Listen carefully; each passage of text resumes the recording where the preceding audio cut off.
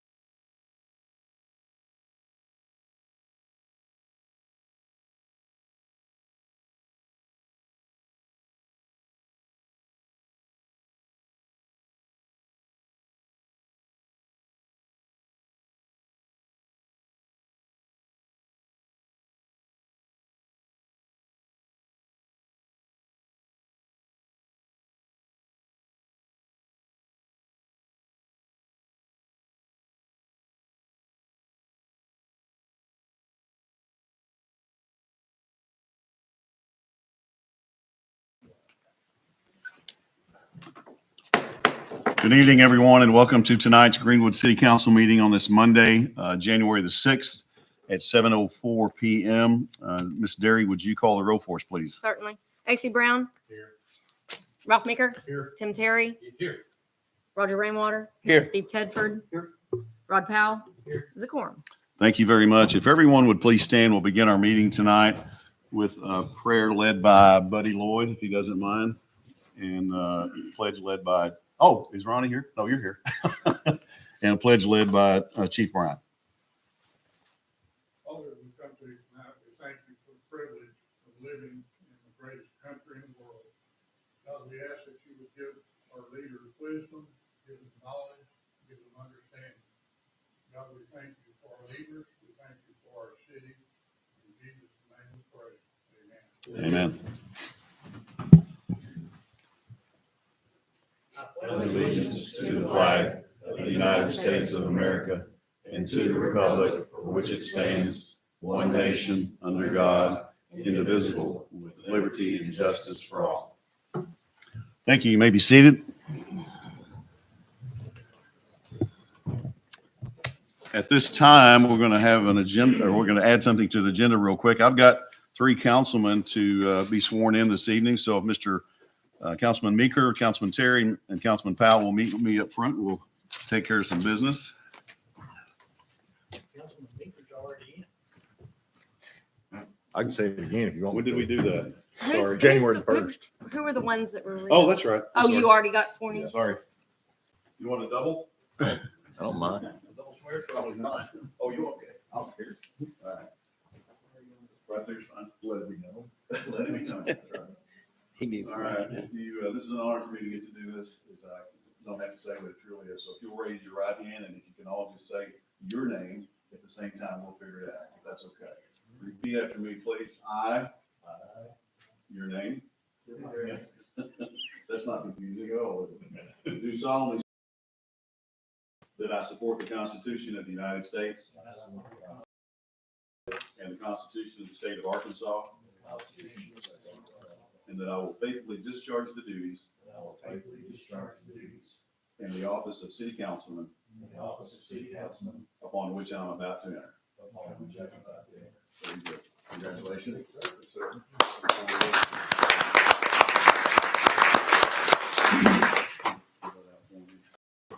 Your leisure and get that back to me at some point, or go to Charlotte. I've already filled that out. You already done it? Yep. Okay. Head of the game. Thank you, gentlemen.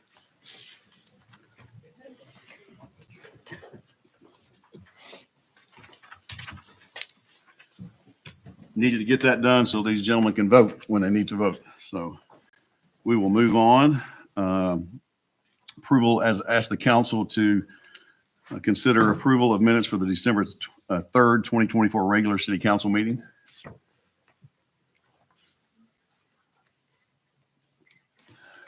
I make a motion, approve the minutes as written. Second. Have a motion and a second. Mr. Brown. Yes. Mr. Meeker. Yes. Mr. Terry. Yes. Mr. Rainwater. Yes. Mr. Tedford. Yes. Mr. Powell. Yes. It's unanimous. Thank you very much. Recognitions and acknowledgements. I'm probably going to miss somebody, and hopefully forgive me if I do. We understand that the dance team recently became state champs, so that's a pretty big deal for those young ladies and men. If there's any on there, I don't know, there might be. Wrestling team, or at least some of the students within that wrestling team, I think 10 received what's called the Triple Crown. I'm not sure much about that, but want to recognize those young people for that. Committee reports, Bastion County Boys and Girls Club. Some of these were given. Kenny's here tonight, right? Did you need to discuss anything with them? No, I just wanted to thank y'all for another great year. You're welcome. I appreciate what you do out there, Kenny. You know that I know firsthand, so thank you very much. Appreciate you and your staff out there. I'm under full swing. Yes, sir. We have 517 players Nice. out there this year, so we're going. All at once, seems like probably. Yes. Yeah. That's awesome. Very cool. SRCA, Parks Commission. Anybody here from Parks Commission? Casey, you want to address anything, or they've got a report. Mhm. Water Wastewater Commission. They don't have a report because they didn't have a meeting in December. Oh, okay. So Casey's here in case you need to ask a question, and then Water Wastewater Commission. I don't think anybody's here from the commission. John, sorry. John, you got anything for him? Okay. Moving on to citizen forum. We have several that have signed up tonight. We appreciate everybody being here tonight. I'll remind you how this kind of works, or how it works. You come to the podium, state your name and address for the record so we can have it on tape or on record. And you have 5 minutes to talk about whatever you want to talk about with the council. And the council can, if they like, respond. They don't have to. So that's how this works. So first of all, I have Mr. Reynolds here on the side up first. Name and address. My name's Jim Reynolds. I live at 3015 Old Excelsior Road, Greenwood, Arkansas. Tonight, I'd just like to discuss, I'm going to ramble. I'm a rambling wreck, I guess. I want to let you know that I've been very close with the seniors at the senior center. I have talked to them. I've helped them. And I want to thank, as far as I know, Rod Powell and Ralph Meeker for addressing some of their questions that were addressed to them. Some of you others might have been there. I don't know, but I did know that I saw you. I knew you came in later and I didn't get to see you. AC, one senior did tell me that they got their letter back. So you might want to check with the city of what your address that you have on file so they could get a question to you. So that's all I know about that. But anyway, I know they're excited about the new senior center, and I've stopped by the new senior center and seen the updates and remodeling and that sort of thing. And it's pretty exciting just to see the double doors go in. It was really exciting. I'd also like to address to the city council, we live in a very important times right now with the city. I understand there's two sides, but I believe these two sides can come into together and work together. You know, I know we have issues as far as downtown and the city and sewer and water and all the things that go into making a great city. I don't think that the school is the only thing great about this city. I think you all have done a very good job bringing us to the forefront, keeping us out of the news for all the bad things. And we have made a lot of progress in the last, 10 years. I mean, I've seen tons of progress. And that's what I want to keep doing in this city is I want to see the progress keep coming. The unique opportunity that I see at your feet right now is the curve in the Highway 10 and 71 corridor. It will be sought after like never before. And I don't want to think about just right here and now, but I want to think about generations from here and now. The Interstate 49 is something that you know is coming. We might not be alive when it's coming, but our kids, grandkids, and future generations will be here.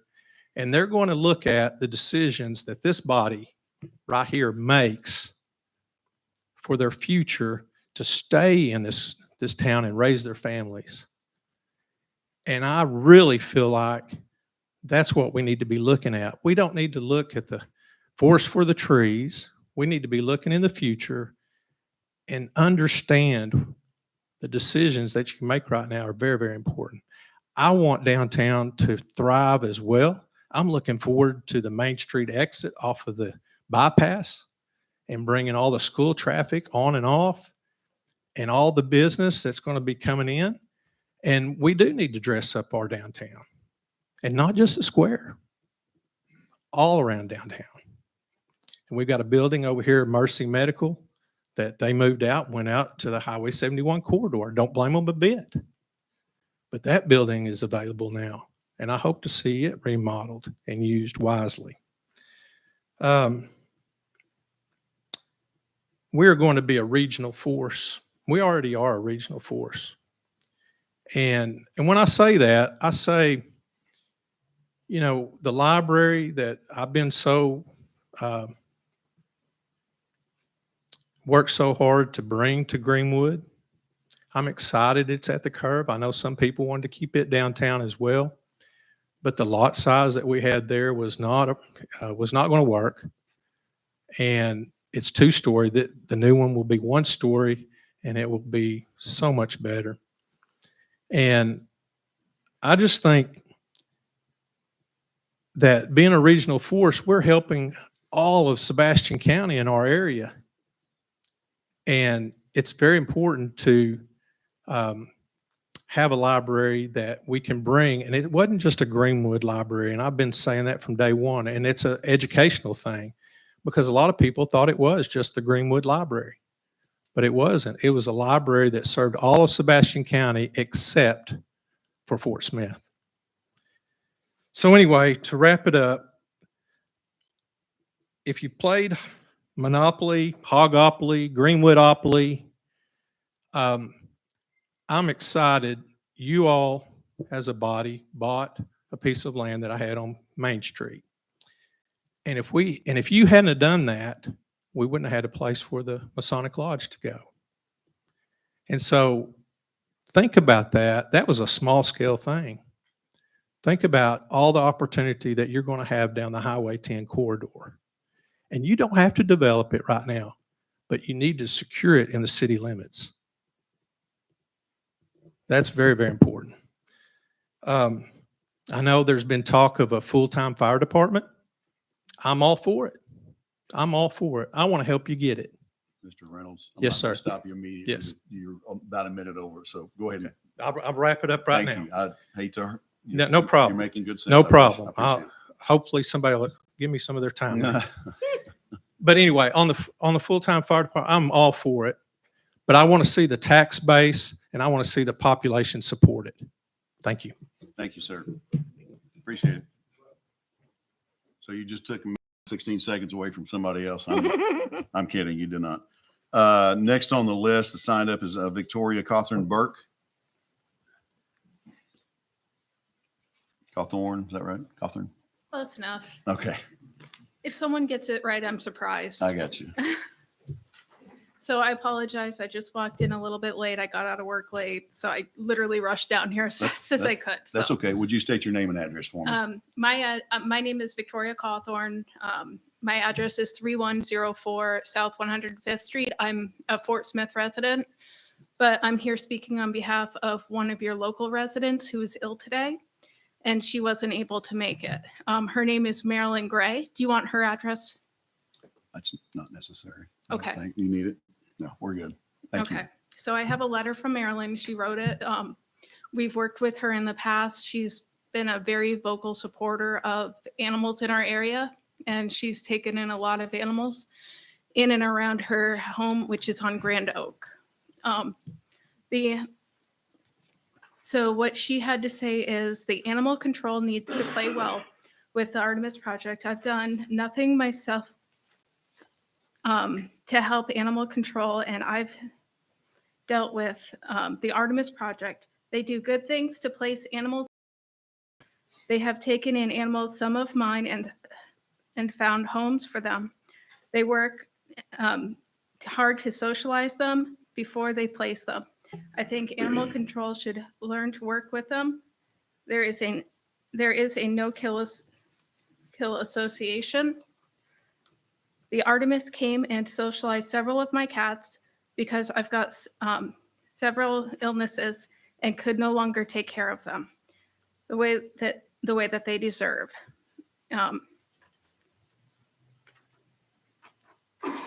I don't know what she wrote here. Apologize. I'm That's okay. reading her handwriting. Sorry.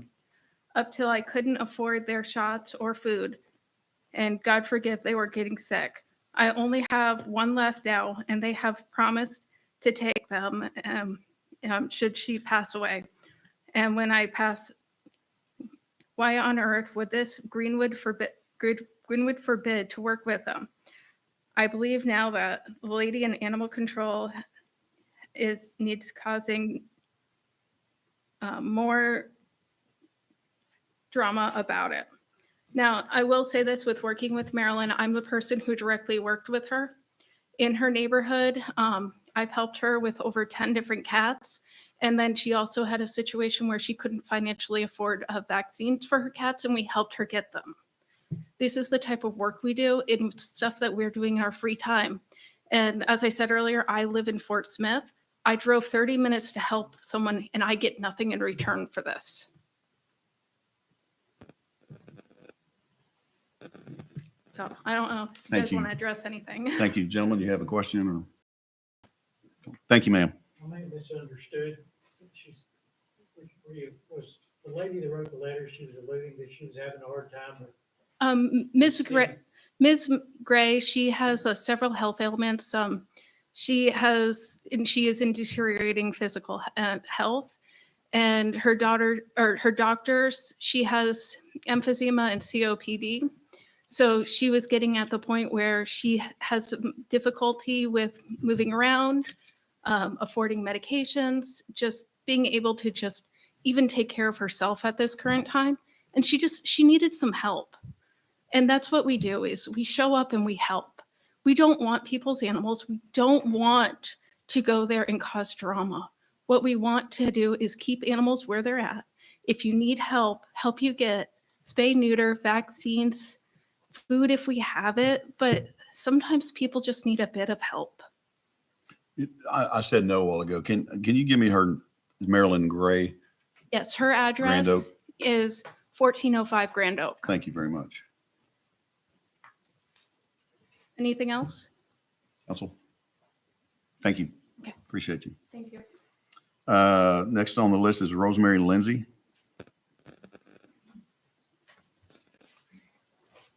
Rosemary Lindsay, P.O. Box 366, Hackett, Arkansas. I can't give you my street address for mitigating reasons. Members of the council of the great city of Greenwood, thank you for welcoming here and allowing me to speak. My name is Rosemary Lindsay, and I come to you this evening from a small community on the state line in the southern part of this county called Slaytonville, a community that shares a community that also includes the Artemis Project's facility, referred to as Artemis Acres Farm. I've recently made an outcry in my area against some of the practices of this organization, and the response I have received, including responses from our neighboring county of LaFleur, Oklahoma, have been continuous and overwhelming. The stories I have heard and that have been shared with me are nothing short of devastating. Most of the people that I have spoken to wish to remain anonymous because this organization has a history of harassment, coercion, and extortion tactics that they use to silence anyone who speaks up against them, or anyone who gives them someone a platform to speak against them. I have included 2 stories in your memos this evening that detail some of the conditions at their farm.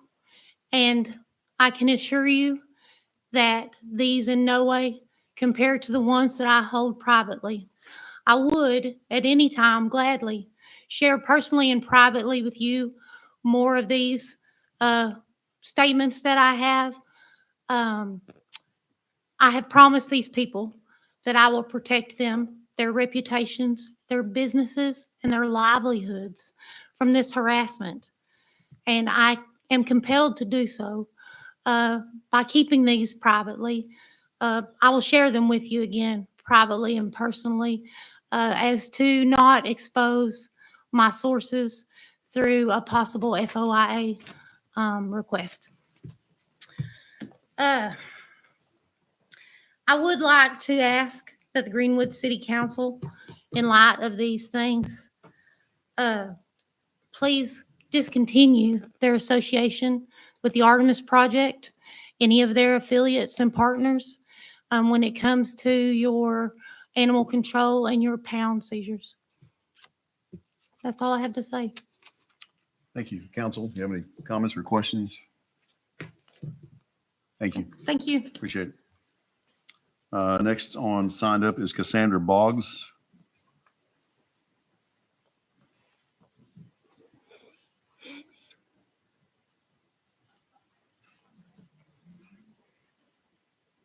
Before I talk, last time I was here, last month, I managed to show up without any business cards or anything at all to give y'all. So let me hand these to you real quick.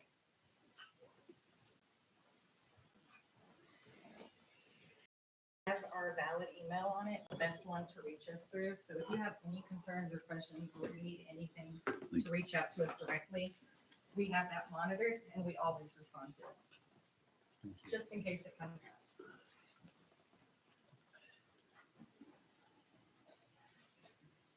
You know, I generally work hard to try to use the time that we have with councils like this and individuals that need us addressing just those issues. But before I begin, just as an aside, it's hard work we do. You can't make everybody happy.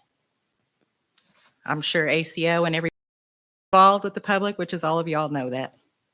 Sometimes people just are frustrated.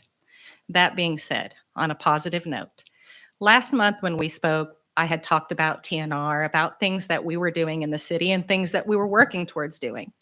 I wanted to give a little bit of an update about that. So I had spent the first couple of weeks of last month putting together some information because I wanted to make sure that the next time I approached you all, I was able to approach with more than just, hey, it's going great. This is what we're looking at. Let's have a meeting. I wanted to be able to have some statistics, to have some personal accounting from some of your residents here in the city, areas of issues, to have quite a bit of information put together for you. I did have to put a hold on that briefly, and we can kind of discuss that further once Cindy's up here and able to elaborate. But that being said, we actually have worked with your volunteers here in the city, and they've started a TNR organization. I don't know if you've seen it all in the Hey Greenwood, what's happening. I know they've made some announcements there just so that everybody, they are working, they will be continuing to work, what that work looks like and what that means. Because for a lot of people that don't know what's going on, it kind of does just look like there's a bunch of people out at night wandering around. So we try to keep everybody in the circle. They're up to about 30 at this point from various areas. We've completed the areas that were in question in the last month in those metro areas, kind of around your Sonic, Domino's, that little area.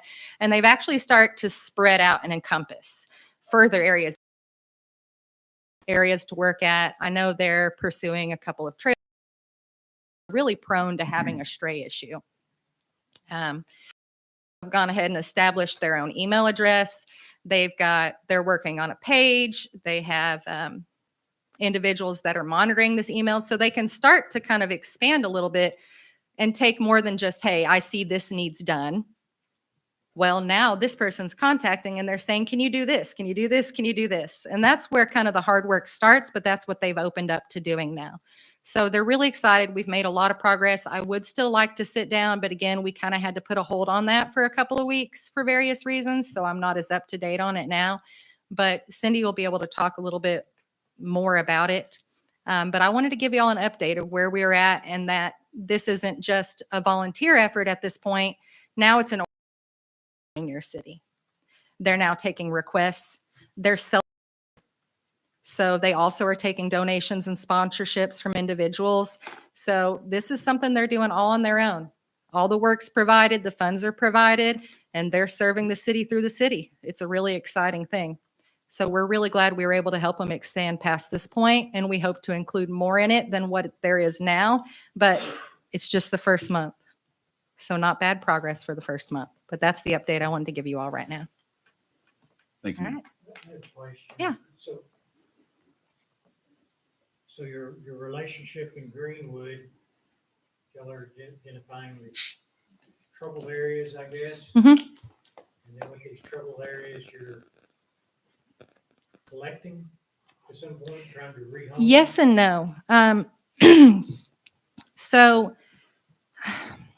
So largely they're a TNR organization.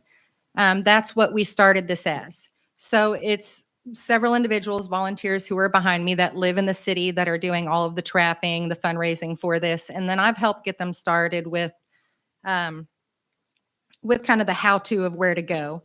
And because Artemis Project has been able to kind of help them, it's expanded what they're able to do. So they don't have a capability at this point to rehome, to take these things in the volume that they're appearing. And it is a volume. I mean, they could go out tonight and find hundreds, just walk right up to them. But since they are partnering with us at this point, when they find the friendly ones, they reached out to us. And one of the messages that I received from them has been, hey, we got a request from this person here in the city that they need some TNR done. I went out there and it's not really TNR. This is their statements to me that a lot of them are friendly, that we can spay them and release them, but they're friendly and it's a very overpopulated area and it seems a shame to just spay and release. If we have the ability to put them in a home and get them off the street, that's beneficial to the cat, that's beneficial to the city, and it's beneficial to the area where the population issue is. So why not? So that's something that we've been working towards. Now, if they are feral and they're just never going to be someone's pet, sometimes it's what it is, then we have placed a significant number of those in barn homes, which, you know, per last meeting, when we have these feral cats, probably the best description of them is they're working cats. They're never going to be a pet, but let them work. They're really, really great at everything that we imagine barn cats to be. They keep down, you know, rodents, all these things. They're good. I mean, they're good working animals. Put them somewhere where they're not a problem right now. And I understand it's a very difficult topic, these feral cats are. So just eliminate the whole topic. Why not? Put the ones in homes that we can, put the ones in barns that we can't. And we're doing our best to kind of keep up with the pace they're at. But I will say that we kind of wandered into a more significant issue than even I expected. And I expected this to be with no cat pickup. So they're not being served by ACO or the city at this point. And so I expected there to be a pretty significant issue. That's kind of what we see in these areas where they're not serviced. But I mean, it was expansive even from what I expected. A lot of hoarding areas. We've had multiple calls through them. People have been reaching out to them in contact. They've passed it on to us. We kind of have a chain of communication there where they like right behind Dollar General. There's one right there that we're fixing to start working on. It's probably 20 right there in this yard. Now, whether they intentionally were put there or not, sometimes we never know. Sometimes we never get the most accurate information out of people. We just try to serve to the best of our ability based on the assessments that we are able to give at that time. But I would say I kind of expected to come in and have multiple requests, probably half a dozen requests for multi-cat areas, and then another half a dozen for, hey, can you TNR? They're vulnerable because it's right on the edge of traffic, it's disruptive, whatever it may be. And we could come right into Greenwood and do 50 to 100 every week. And that's not an exaggeration. I scanned your QR code Mhm. and looked at your website. Mhm. So those are all pictures of dogs and cats you're trying to rehome or trying to get a home for. There's a couple of QRs on there. I know one does go to like what we have available for adoption right now. What we have available for adoption is not what we have, because I'll tell you, I'm fostering a handful, and what I have that's available for adoption is like one or two. And then I have several that, you know, we did an eye removal on one because it had a significant issue. We always have those that we're having to wait on. So the number of animals that you'll see that we have in care in various fosters and the number of animals that we have available to adopt, completely different numbers. Just like the number of requests that we have, significantly different. There's no way we could fulfill every single request, but we just try to do the best we can. So how many volunteers are operating in the city? Within Greenwood, Yeah. within Greenwood. it kind of depends on what you mean by operating within the city, because we have multiple fosters who live within the city limits that are not just fosters, they're volunteers. Jennifer right here, she lives in the city. She also fosters. She's also on our board. And then we do also have a, like myself, I live in Fort Smith and I'm in Greenwood quite a bit, as are a lot of people. Cindy back there, she's in Greenwood. Oh my God, I don't even want to know how many trips she makes around all the time. And then we have another one right back there, Lynn. She also lives in Greenwood. She fosters. And she also, if I call her middle of the night and I say, hey, listen, I have this going on. This thing's hurt. Can you please go and get it? She'd probably say yes. So in this city, we have animal control. Right? Mhm. And what is our policy on cats? We don't pick up. Don't pick up, There- so, We have no place to take them. The kennels that we use do not accept feline or cats. we just primarily deal with dogs, canines. Yes, sir. Okay? And then we set policy. Are you holding policy up? It's our ordinance. We have an ordinance. Was this a new one or the one we It, currently have? it's been revamped several It's times. the 2016 one, I think, isn't it? 23. Oh, it's a 23 one? Yeah, Over 23. time, we've set policy on just dogs. Correct. We just don't worry about cats. Well, I wouldn't say we don't worry. We just don't have any effective way. And what she's describing sounds very effective. I do, not to interrupt you, questions of my own, not to sound negative, because I appreciate what you're doing. And we, No. Like to briefly counter before. What we have is effective, but it's not sustainable. Okay. We have volunteers that we're currently asking to serve a significant area. I mean, these are people that we're asking to drive an insane amount of mileage and do an insane amount of things. So yes, while it is effective, it's not sustainable. There's no way we can pursue at the level we would need to pursue in the city of Greenwood. That's the problem. And that's why, we usually support cities. We'll support the effort of a city, a county, whatever it happens to be, the best way we can. But our organization was never really intended to be the primary outlet for an entire city. That is one of the struggles that, we face, and why we feel so blessed to have the volunteers in the city of Greenwood that we do have, because it would not be possible. Because I'll tell you, today, for example, every one of our volunteers, I don't know very many of them that do less than 18-hour days. So when we do things like this, we're asking them to do extra. And it is hard to do that for these people. And it's a hard job anyway. We're asking volunteers to go through the worst thing they've ever done in their life and to do it for free. We're asking them to deal with the worst people they've ever dealt with in their life and to do it for free. We're asking for them to pay to do it because they're doing this with their own fuel, their own home, their own time. They, like I said in this last meeting, we don't have an issue serving and doing the best we can, but it is effectively paying to serve. so hopefully I'm not interrupting you. No, and I beg your pardon. One of the comments and or questions, I guess you could consider it either way, is after that last meeting, I again appreciate you coming back. We've not, and I know holidays interfered with some of that, and I know I've been sick myself, and there could have been others that way, but we've not met. So I would encourage you to let's have a meeting about this, because some of the concerns that I have, and I'm sitting here with the city attorney and we have our ordinance, we need to, if we're going to be partners with you, and I suspect we might want to, that's up to the council to decide that, to be honest with her, well, kind of me, but the council's opinions. We need to know about property owner permission and things like that, because we as a city can't condone anybody going on to anybody. And I'm not saying you are, but we have to be concerned with things like that. Well, I thought, and again, begging your pardon, I hope I'd interrupt you at that point. I wasn't sure if we were going to be continuing. It was my understanding that we had to kind of reevaluate a relationship and see where we were going to go at this point. No, that's happened since then. So, and I'm sure Ms. Scott will address that in a minute, but Okay. that's in according, that's. We haven't had a chance to talk since then, so, Yeah. I wasn't So, quite sure where our standing was. Now, obviously, anything that continues at this point, we're going to continue to support with TNR. Yeah. Everything else is a separate issue.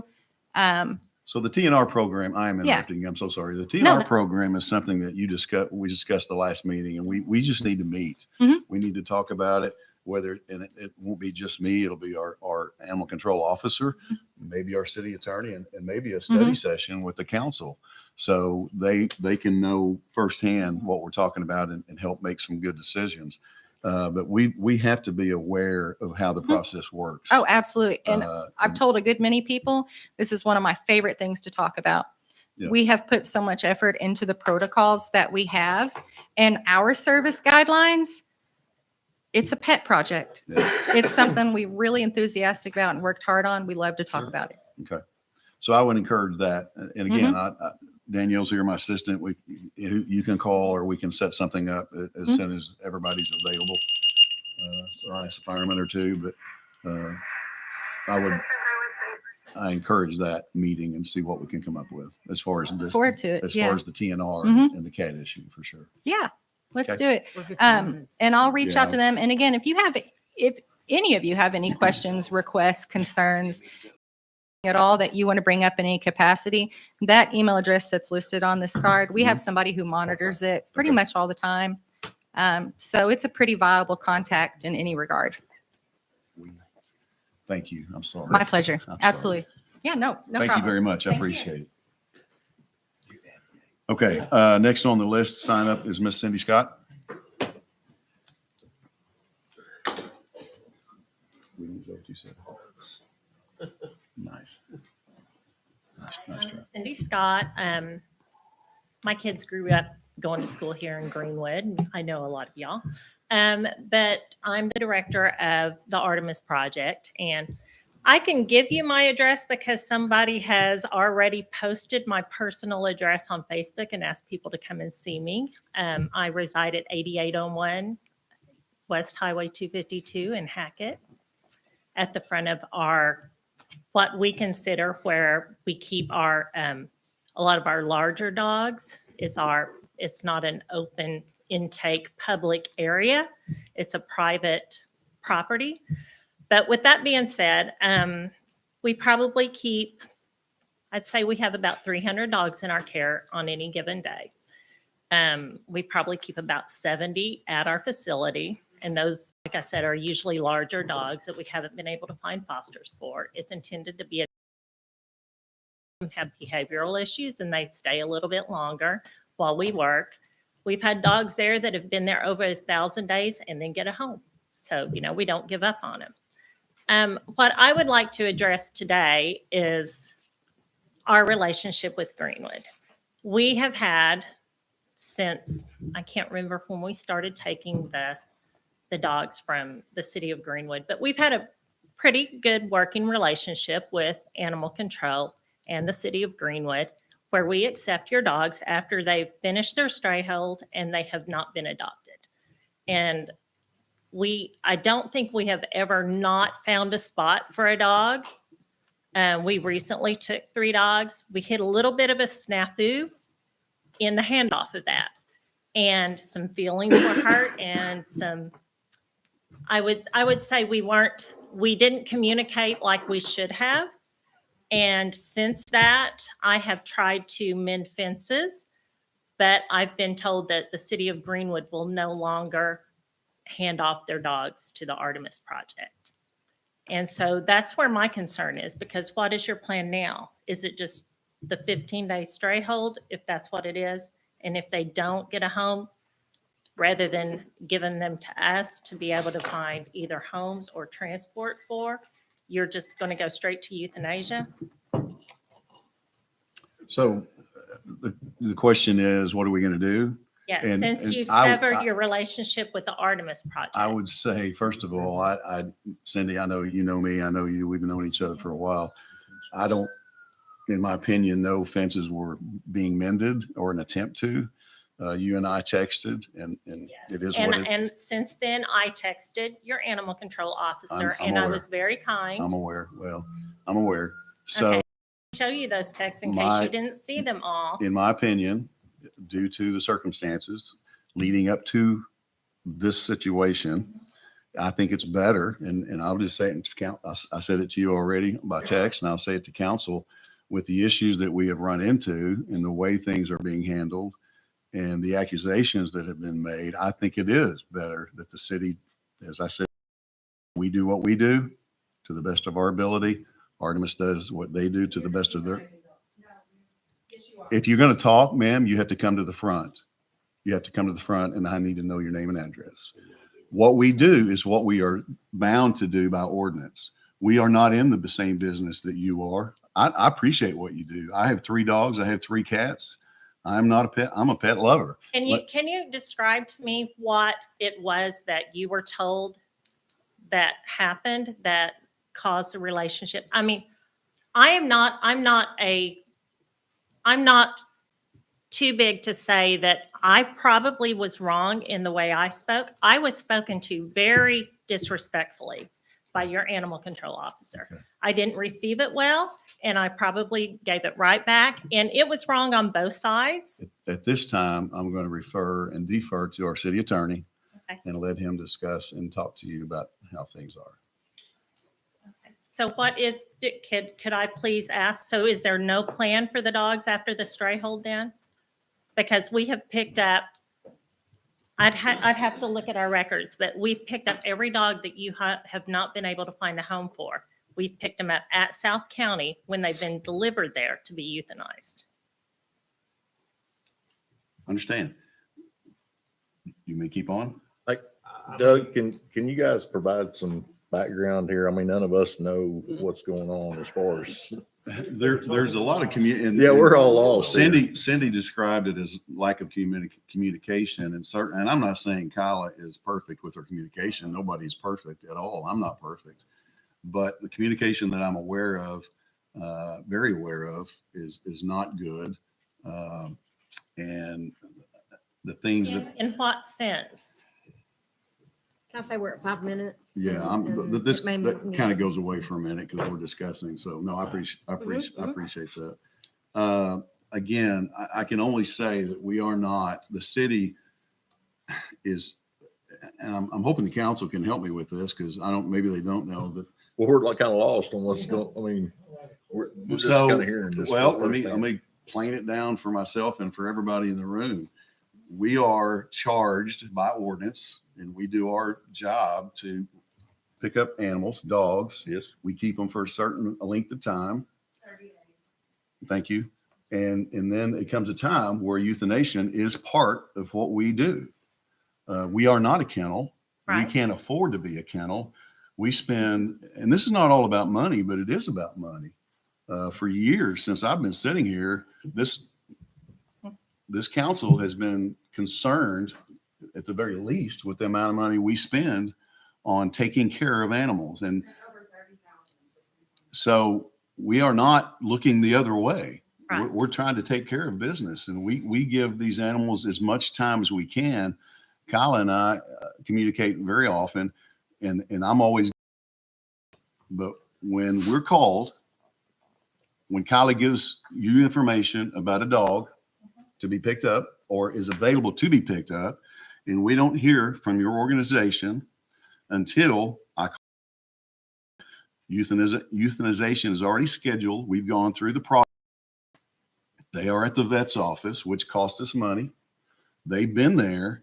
And then at the 11th hour, you call, or someone from you call and say, I can come get them, but I got to get them. I can't, here's when I can get them. And Kyla, in response, because she has a job to do, I know you have jobs. She has a job.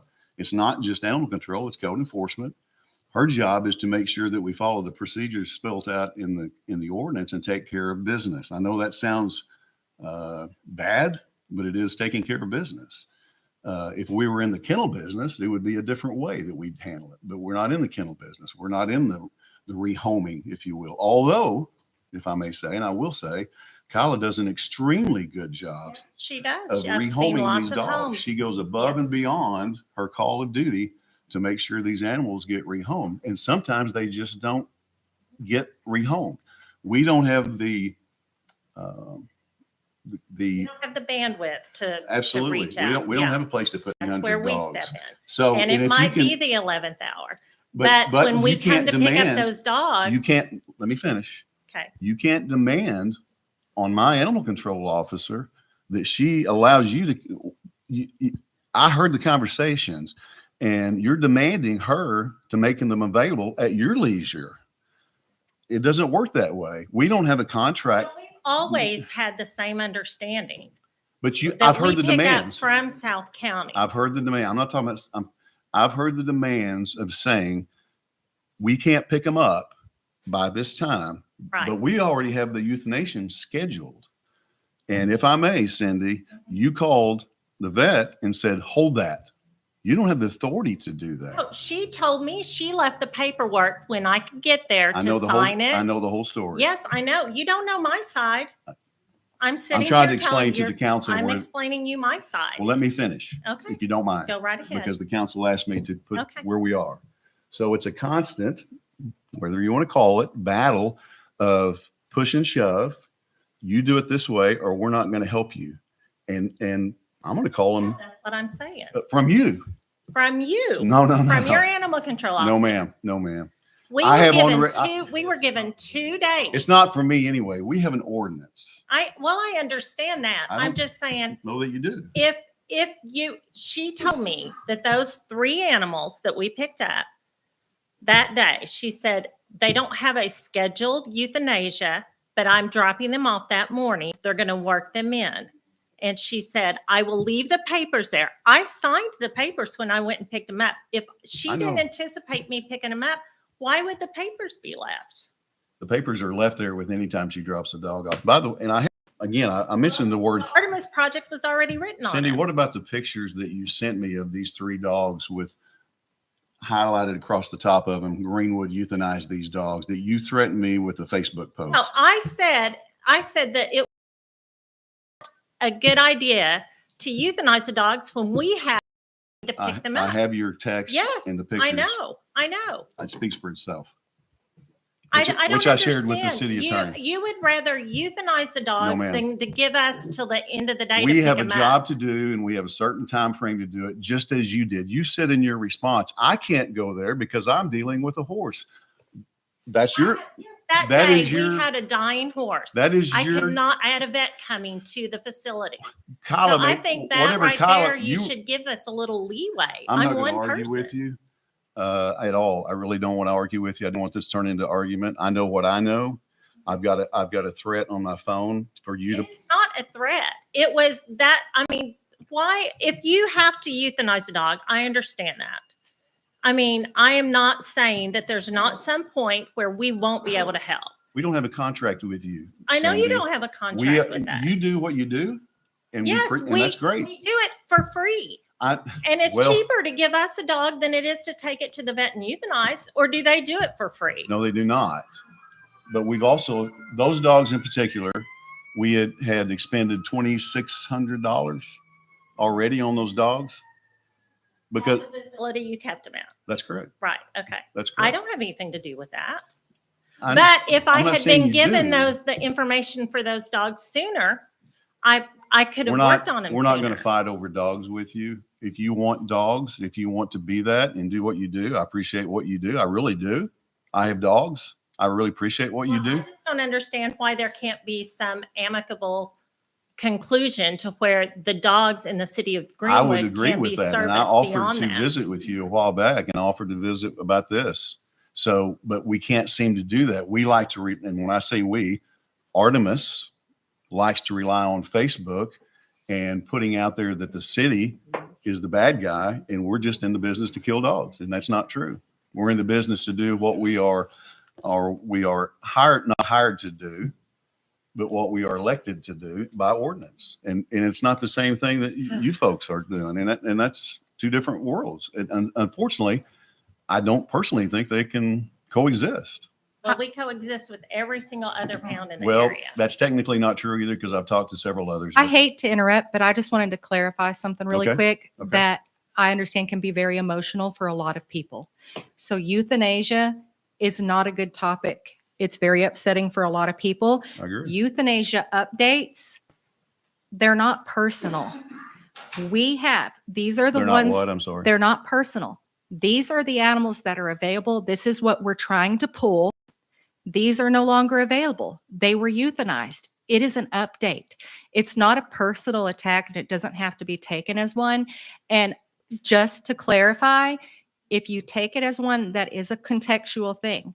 I understand that it is upsetting for you, No, it's not. but it is an update. I'm not going Bayer, Yes, sir. the kennel that we work with that takes our animals and holds them, yes, sir. they know that there is a deadline. Absolutely. So is there any way that we could work with the kennel? Check 24, 48 hours before.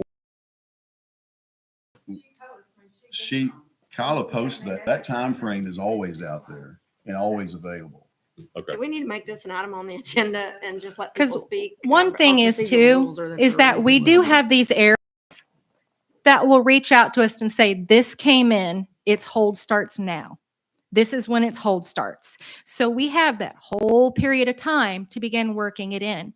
Because again, like I said, the efforts but they're not sustainable, not without looping in other factors.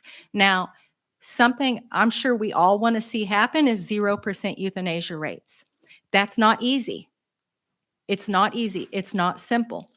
But if we can come in and say, okay, let's add these 3 little things, and that's a hypothetical number. Let's add these 2 or 3 little things that are free, that are simple, that are easy to loop into this process of pulling these dogs out of the pound.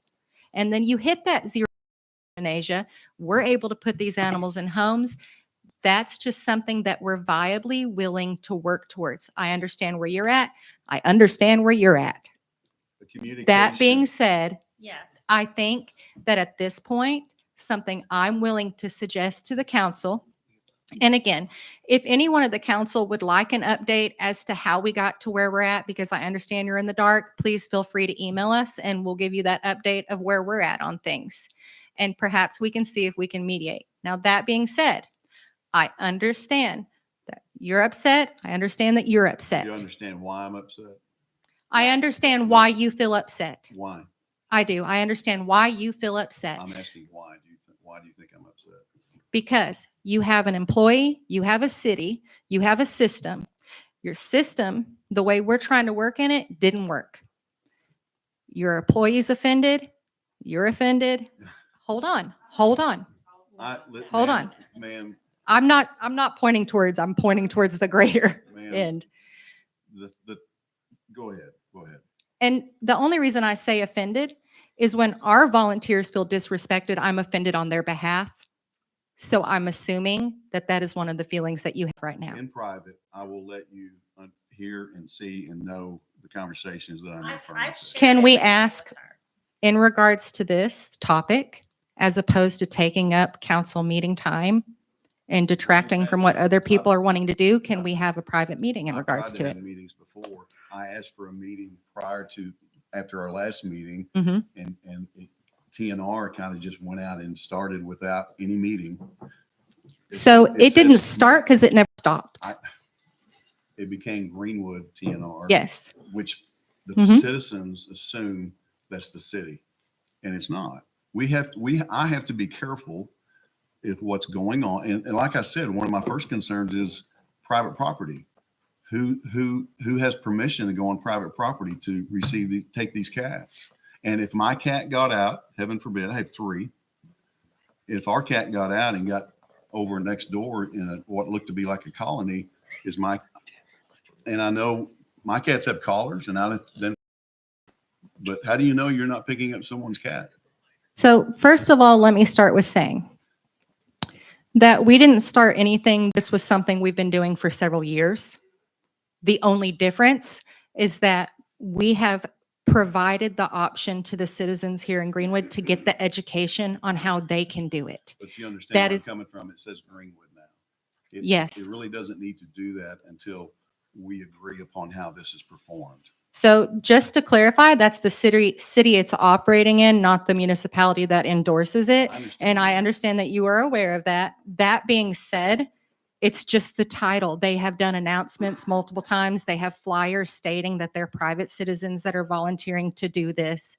So I would assume that if a citizen is on social media enough to see this post to understand that it is called Greenwood TNR, then they also read the brief description beneath it. If they did not, Never assume. if they did not,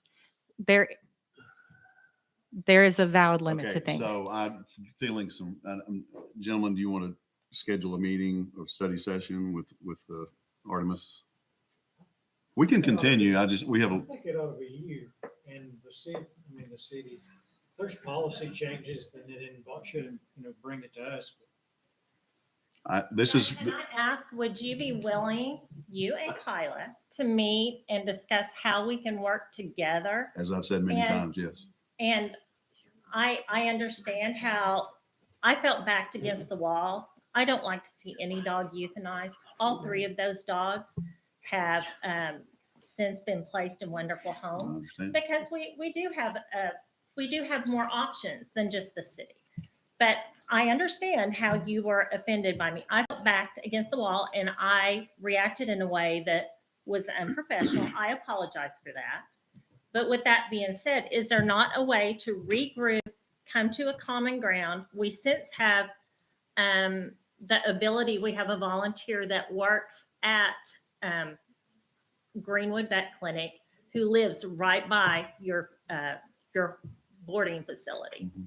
And she offered to pick them up, bring them to Greenwood on the day that she needs to, and us be able to pick up at our convenience there. I'm willing to visit. I've said this before. I'm certainly willing to visit. I would say that I'm a little, I understand. I'm a little more inclined to say, again, do what you do. We do what we do. But and I don't know how the council With that feels. being said, though, leaving it at that, where you do what you do, we do what we do, you're going to have a lot of dogs, city dogs die. Let's have a sit down, a meeting to discuss this. So again, we aren't overtaking any more time. Just enthusiastically say that we are two separate parties, both see wrongdoing in each actions. I get that.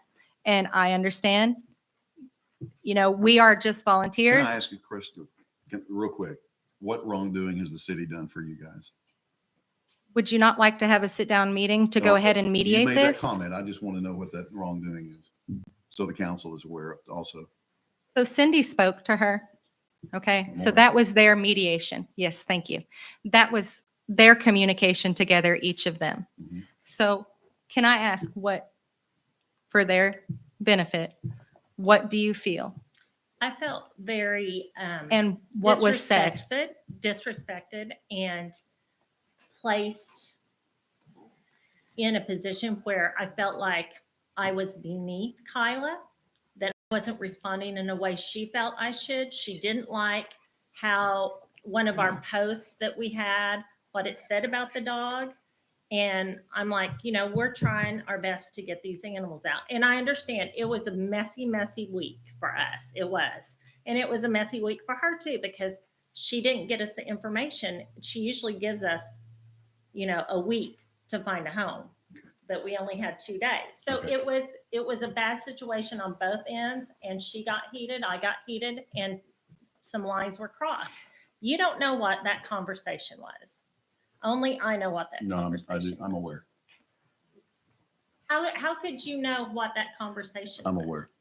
That being said, We'll have a meeting. let me end We'll have a this, meeting. let me end this discussion Yes, just ma'am. by saying, again, enthusiastically, we don't have an issue working with the city. We both are disgruntled parties at this point. We feel like things were done wrong. The only thing I can say in regards to both parties is that we are willing to sit down and go beyond that for the sake of the situations that exist and the people and the animals in Greenwood. We are willing to find a way to incorporate the steps in here and the volunteers to make this work. We are willing to get beyond that point. Can I That's ask all. a question? Yes. This ordinance, did we violate? I'm sorry. I don't Just- believe I brought up a violation at this point No. in You this said we meeting. did wrong, but we go by this. Wrongdoing. We both feel there was By wrongdoing. disrespect. What do you- So in regards to his topic, he said he didn't like the tone, the way things were, communication, et cetera, et I never cetera. mentioned the tone at all. Never. When you said you didn't like the communication, I assume because it was not positive, correct? Is it nothing? Yeah, it was definitely not positive. Okay, so In fact, it was demanding. so on our- obviously it was the tone- demanding from Ms. Scott to say to our code and animal control officer, you need to do. We don't work for, So we don't have a, we, So- as of yet, obviously it's because you do not feel, and again, because it wasn't, because the tone was not appropriate, because the communication was not appropriate. I've So we're admitted agreeing that. with each I've other. admitted that I was probably not receptive in a way that was respectful to you. If I Mr. may, Plummer, I understand. I what was the get- wongdoing that was The performed city on didn't behalf of do the city? anything wrong. Hold on. Okay, thank you. We're for- going in thank you. circles at this point as Yeah, far as let's- semantics go, and I think we can all let's agree to wrap that. it up. So Do let's, we all agree that we're going in circles about terminology in ma'am- regards to this ma'am, we're way conversation? over our time limit. I've given you Thank you. more time. So let me wrap it up and say thank you for coming. Notify my office. We'll have a meeting and we'll see what we can get done. Thank you, Doug. Thank you. Carrie Eford has signed.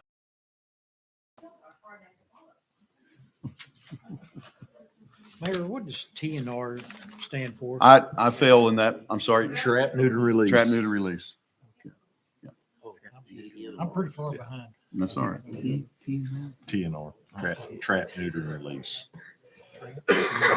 Kara Eford, 1218 Lakeview Drive, Greenwood.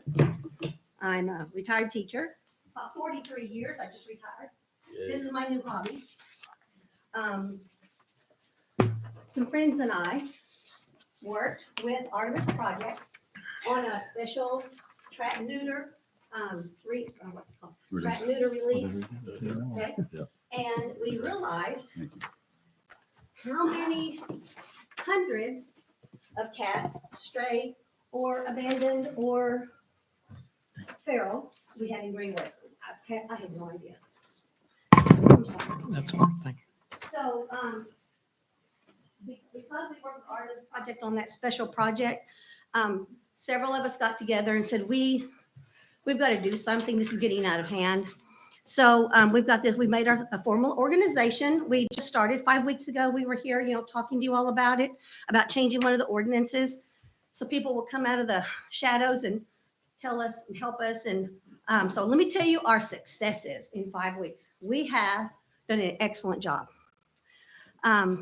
Well, you can read all about us there. You can see we trap, neuter, return stray and feral animals. I will say to Doug, we do not go on anyone's private property. We never have, unless they've called us. We've had lots of phone calls since they've seen us on Greenwood's What's Happening, and we made our Facebook page 2 weeks ago. Lots of phone calls. So we have gone to those people's homes and helped them, or promised to help them, put them on our list. We have 7 or 8, 60 some odd cats that we could do Friday, that women, family members have called and said, please help us. There are 10, 7, 13, 25 that have just multiplying on their, on their homes, properties inside the city, just right outside the city, like on streets that are not city. It's a lot. Our successes are, in just the short time, we have trapped, neutered, released 26. Of the 26, one had cancer, and she did actually pass at the vet. She was very, very ill. We have eliminated one cat colony on Restaurant Row because we have trapped all the ones that were there and rehomed them. Yay, that's to me wonderful. It was a small colony, but they're now living in luxury in a barn or in someone's shop. We're hoping nobody else dumps there. We're just going to keep an eye on it for a few more weeks. And hopefully nobody else will dump more cats there. So, but we did eliminate that.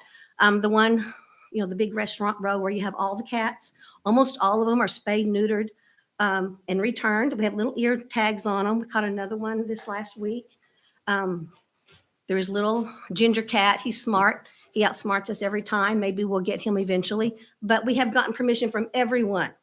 Ace Hardware, Taco Bell, Sonic, talk to the managers. We've gotten permission. And then, like I said, on private property, when people call us, we have permission because they're saying, come help me. Okay. So that's not an issue. They know we're not City of Greenwood. So I don't think that's been a problem. We're just a volunteer organization. Not yet. And we know some of these people are our friends and family, neighbors. Let's see. That's basically it. We're just doing a good job. And we will want you to address one of the, I forgot what it's called now, in your bylaws, where it says you cannot feed feral animals, feral cats. We would like you all to look at that and change that. We do have some really good ideas. There's 2 towns in Arkansas that have excellent information dealing with feral cats. And so when we meet, or if you'll meet with us separately, because I know y'all have other things to do, we can show you one city's ordinances. And it is very good. In fact, it's, I want to say Cedarville is one really close. They have a really good set of ordinances. We don't have to copy it, but we can pull out what works for Greenwood. And then that will allow us to continue feeding. And if we feed on a regular basis, which is what we're doing in these public places, then we can monitor them because they know we're going to feed at whatever time. And then they'll show up. And then we can count and see, and oh, there's a new one. And, oh, we found a yellow kitten the other day, and it was, we're able to trap it, rehomed it. It's in foster, care right now, because it was sick. But, we can do that. So if we can feed, like I said, on a regular basis, the animals come up, and then we also close it up.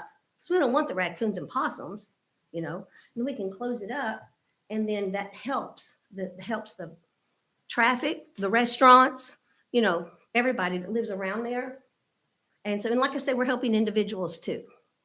So there's many very kind people in this town that have taken dozens and 2 dozens of animals that they're trying to feed and they can't afford it. Karen, And they're multiplying. sorry. Yeah, I'm sorry. No, you're fine. I interrupted you. That's just it. Or Miss Eford, I'm sorry. So for my education, and because we do get calls, I know, and we have to answer those calls, what would you say to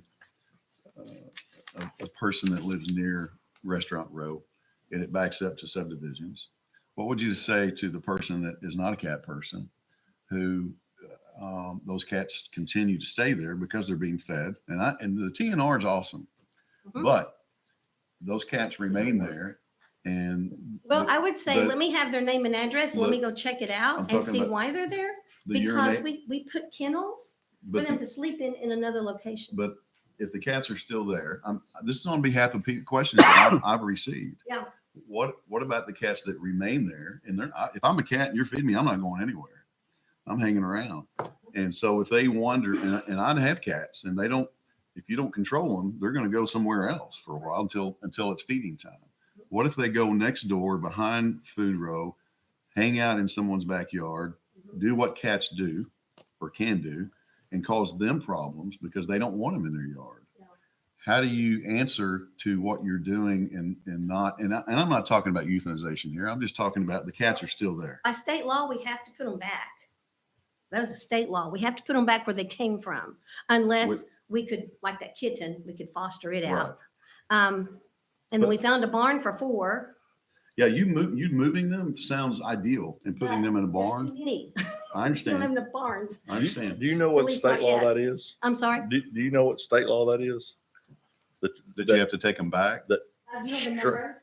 Sorry. Do you know the number or state law ordinance or name? This, I can look it up and send you. I'll look it up. I don't know it. Number one, we're not allowed to dump animals. So. No, you're, If we trap it and we TNR it, we can't just dump it somewhere else unless we have a viable home, so it has to be. if you're I need you to come to the microphone. it has to be returned to where it was You're fine. captured. Yes, to where it was captured. That's state law. I'm trying to keep up here. My apologies. For one, we can't just offload animals at a separate location without a prior plan for it. No, I'm not suggesting you do. I'm suggesting, what do you tell the people that the cats are still there? If you're Well, I keeping think them that's there. an It depends on, individual basis. I it mean, depends on what the complaint is. Yeah. It depends on what the situation is. It depends on what's going on. I know that so far, the areas that they have worked, they have permission to return them so far. Now, I've had discussions with them about how we're about what do you do when they can't be returned, or what do you do when they're friendly, or what do you do? And again, this has just been going on for, no more than a month at this point. So they're still kind of on this level of what they're comfortable with and what they're able to do. And most of it is owner requests at this point, which is the majority of what we do anyway. So at this point, they've just TNR'd very specific locations or owner requests. Again, the answer to a citizen that has a complaint about the same group of cats I would just say, give them my that number. I'll remain. talk to them and I'll see what Hold the on just a problem But is. moment. I'm because sorry. What else I'm to Hold on. not Just so a moment. naive, and I know you aren't, to believe that if you pick them up at Taco Bell Mhm. and you drop them back off Mhm. at Taco Bell, they're not going somewhere else in the meantime. They're going other places, and then they're coming back to be fed.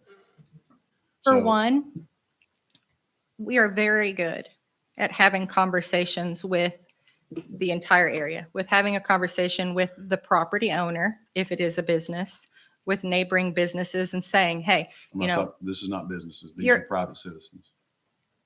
so a residential neighborhood. Correct. Like I said, it depends so much on the situation, what our answer is. If it's a residential neighborhood and they're saying, hey, we've got all of these going on, again, it depends on the situation. If it is one of the common terms that I try not to use is accidental hoarding. We have people who live in areas that are dump zones, that it's very common for people just to pull out, dump them off, and boom, congratulations, now you have another animal. Now, when it comes to those, and we know it's going to be a repopulating situation and problem, we try to go ahead and remove some to keep the numbers down so it's not so overwhelming. And especially in neighborhoods where we know that neighbors perhaps aren't friendly.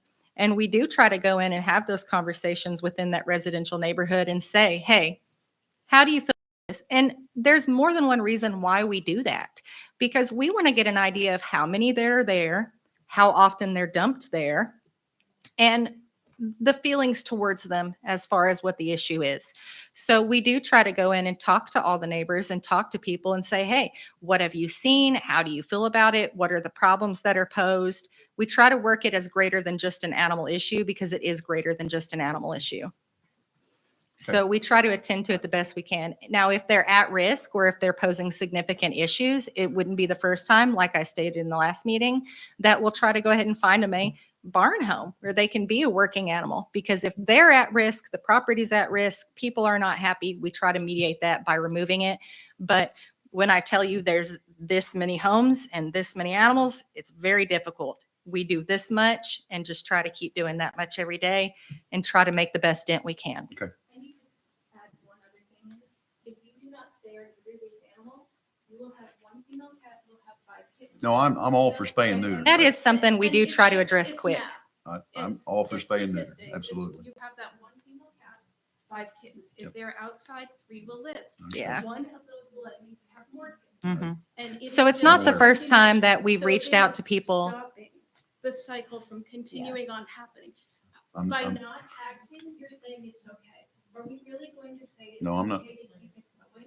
My question, Yeah, I have to I'm And that's such a representing- common thing that we do also, is we'll individuals and businesses and say, hey, we can't do anything with them right now, but if they're a risk, you feel like they're at risk also, we can spay them, get pictures of them, get an idea of their health situation, so at least they're not going to populate and then come back. Because like I said, we have this much time, we try to prioritize what we can and do the most we can. And if at least we can do this little much, we try to go ahead and do that. Thank you very And much. it is a very complicated topic and situation that takes a lot of hands, as you can see. Yes, ma'am. I would ask, and if you don't, I know some of you may have our city ordinance. I would ask that whoever you want to get that to, we provide you copies of that. Mhm. So not to say you're going to agree with it, but to know where we're coming from prior to our meeting. So this is a law about what we are until council decides it needs to be changed and tweaked. So And we do, that is another thing also that we do is, and you can ask her as the volunteer we've been working with that lives here. When we came in, I said, okay, the first thing you need to do is be aware of what the parameters are to function under, because for every city, we have neighborhoods that have private ordinances on how they function. So we try to be very aware of that, not just for us, but for the citizens that live there, because we get a lot of people that are mad we're not doing more, or mad that we're not doing this or that. And we don't always have the option. understand. And hugging me every time I go, because she says, thank you for that. So We don't we're get, helping people, we're small, but give us 6 months, we'll be back and we'll tell you our success. okay, well, But And we'll meet with you in I between now. want a meeting before then. Yep, I'll wonderful. come to all of them then. Okay. Thank I'll you. have Thank a you. long list then, not a short one. All right, thank you. Thank you. Thank you. Okay, thank you all very much. We'll move on unless council has anything. Not. Financial report from Mr. Tom Marsh.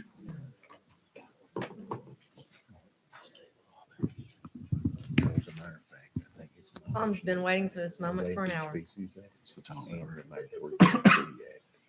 While you're getting ready, I want to acknowledge our reporter, not our reporter, but the reporter, Mr. Shane Monaco, if I'm saying that right. I think I am, Shane. I appreciate you coming as much as you can, so we appreciate you being here reporting. Arkansas Democrat is that. Thank you. Mr. Marsh. Okay, for the end of the year, December 2024, we're still in the process of closing the books for the year. There was a lot of flurry of activity because we're a cash base of accounting. So we had a big push to get a lot of the invoices in so that we could put it in the correct fiscal year.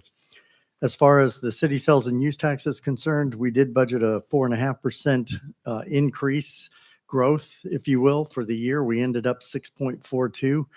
That was a little touchy during the middle of the year because we were running about a little under 3 or a little right about 3.5. So there was some concern as to whether that would rebound. It did. It went almost 2% above. So we did discuss some of the reasons for that. And one of the biggest reasons is being worked on right now on that road construction that's out there. There's a lot of dollars, a lot of supplies, a lot of things that are going into contributing to the city sales. As far as the growth is concerned, we're one of the two. If you look at the county sales tax side, when you analyze the taxable sales, we're one of two that had actual increases this year.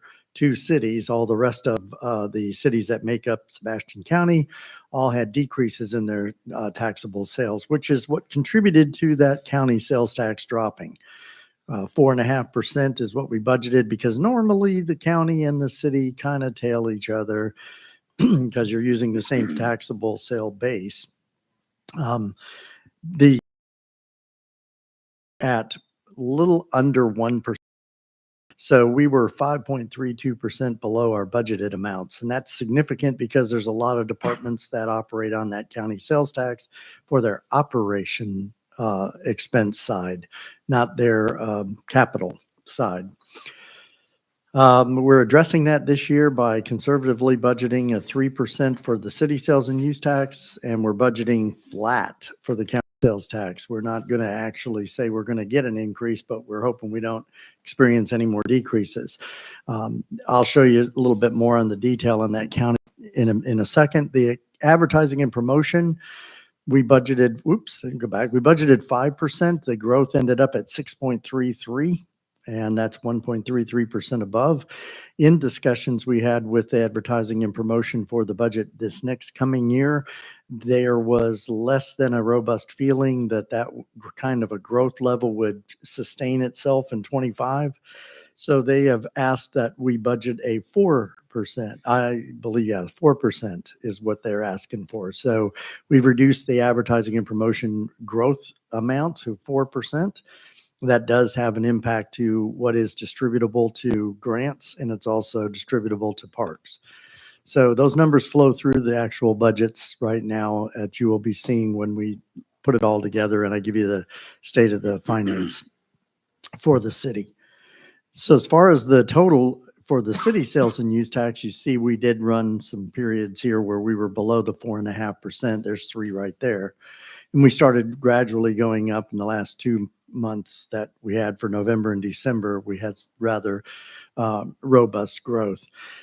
The December 24 over December 23 was a 3.18% growth. Remember, the previous month it was 26% increase. So it was rather nice. That kind of sustained us. That decrease there for the month over same year month dropped us from 6.71% down to 6.42. So it had a little bit of an impact, but it was still growth.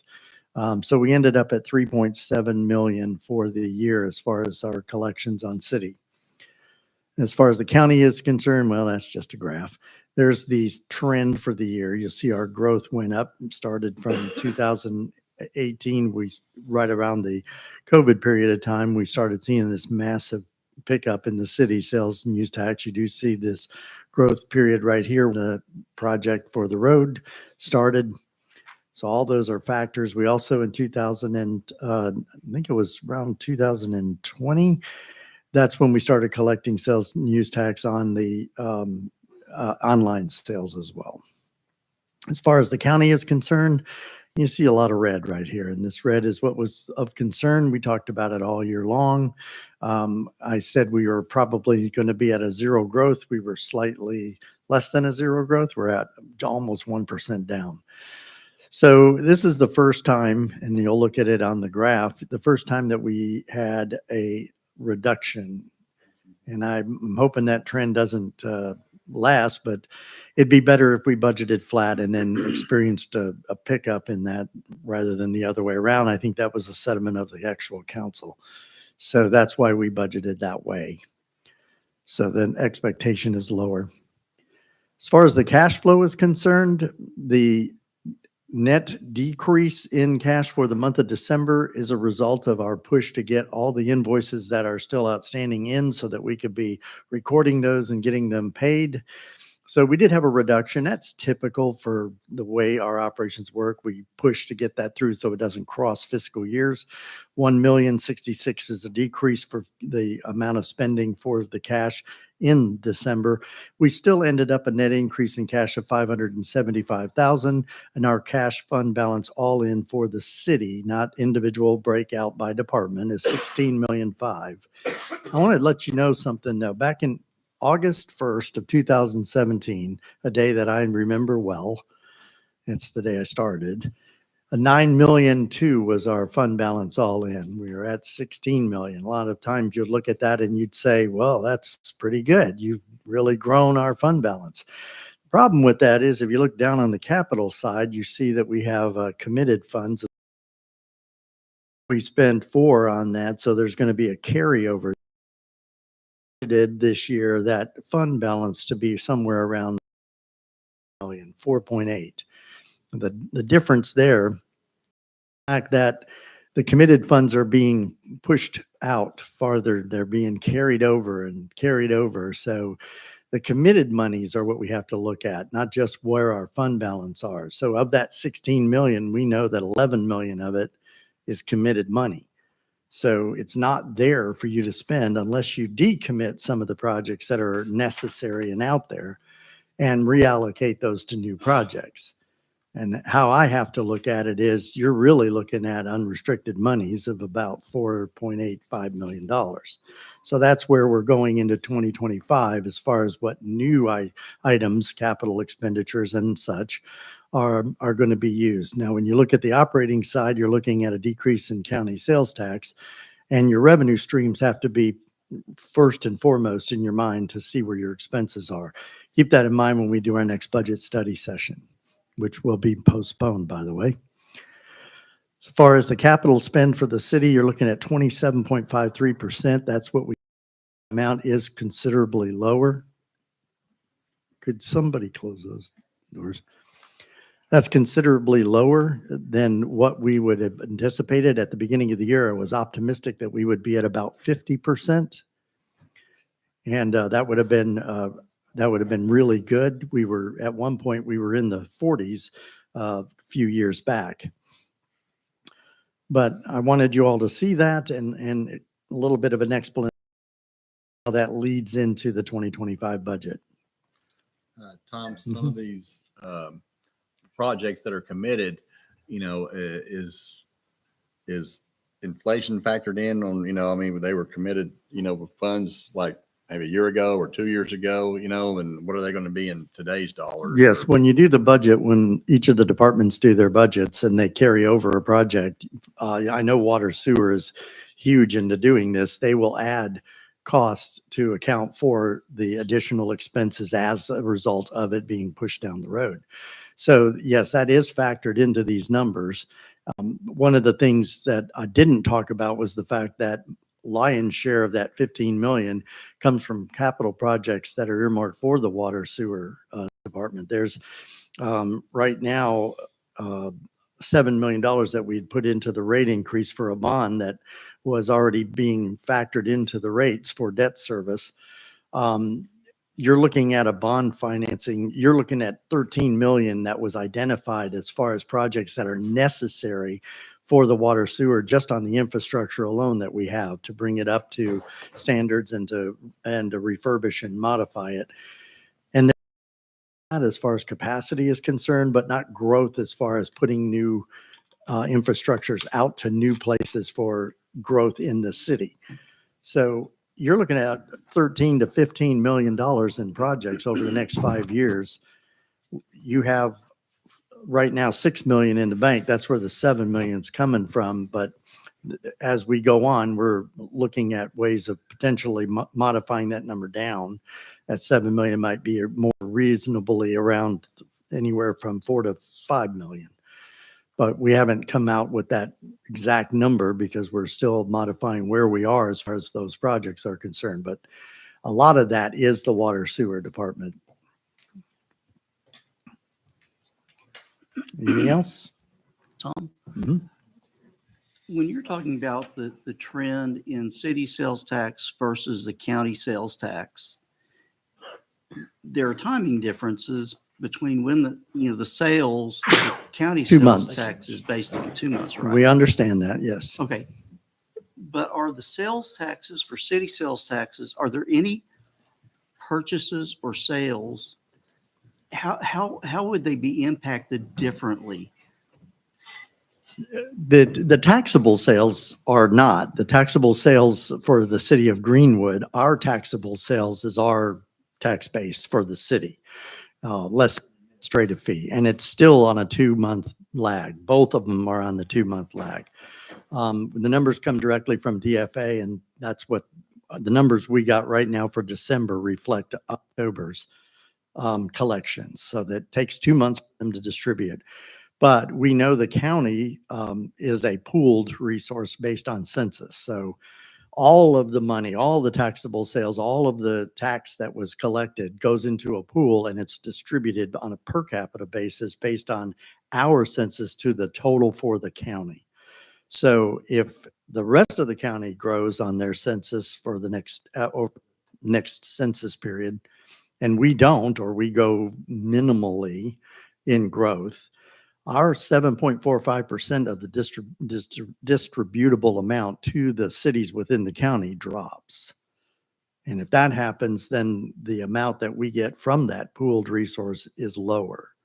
And I've actually illustrated that to them because I literally detailed for them over 2 to 3 periods exactly who benefited and who did not from the county sales tax distributions. Fort Smith, Barling, for instance, was huge as far as what they saw as a major decrease, losing 4 businesses that were significant contributors to their tax base. So they took some hits in the city sales and use tax, but that's also a pooled resource to the county. And they're picking up now because they literally have brought in Jaegers. One of the bad news is in Barling, as I told the council on a previous meeting, is that the CV's, the grocery store that closed in the city of Barling, was replaced by storage units. And as we all know, that doesn't generate hardly anything to you. So they were not too happy about that. But so growth and what you bring into your city is very important as far as your tax revenue. But I guess the other question, I'm not sure I heard this, is city sales and use tax is collected on everything that's spent in the city of Greenwood, and county sales tax is the same way. So, well, no, it's the county sales. But County sales tax is all the county. Okay. 11 diapers, cities. A package of diapers. We collect city sales and use tax on that, and we collect the county sales and use tax on that. Correct. With a 2-month lag. Right. But are there any items which we get city sales income tax from that we don't get county sales tax income from? Or is there something vice versa where we get county sales tax but don't get city sales tax on certain items? The deal with the city sales and use tax first is the fact that every city sales and use tax, they're not all the same rates. That's set by vote.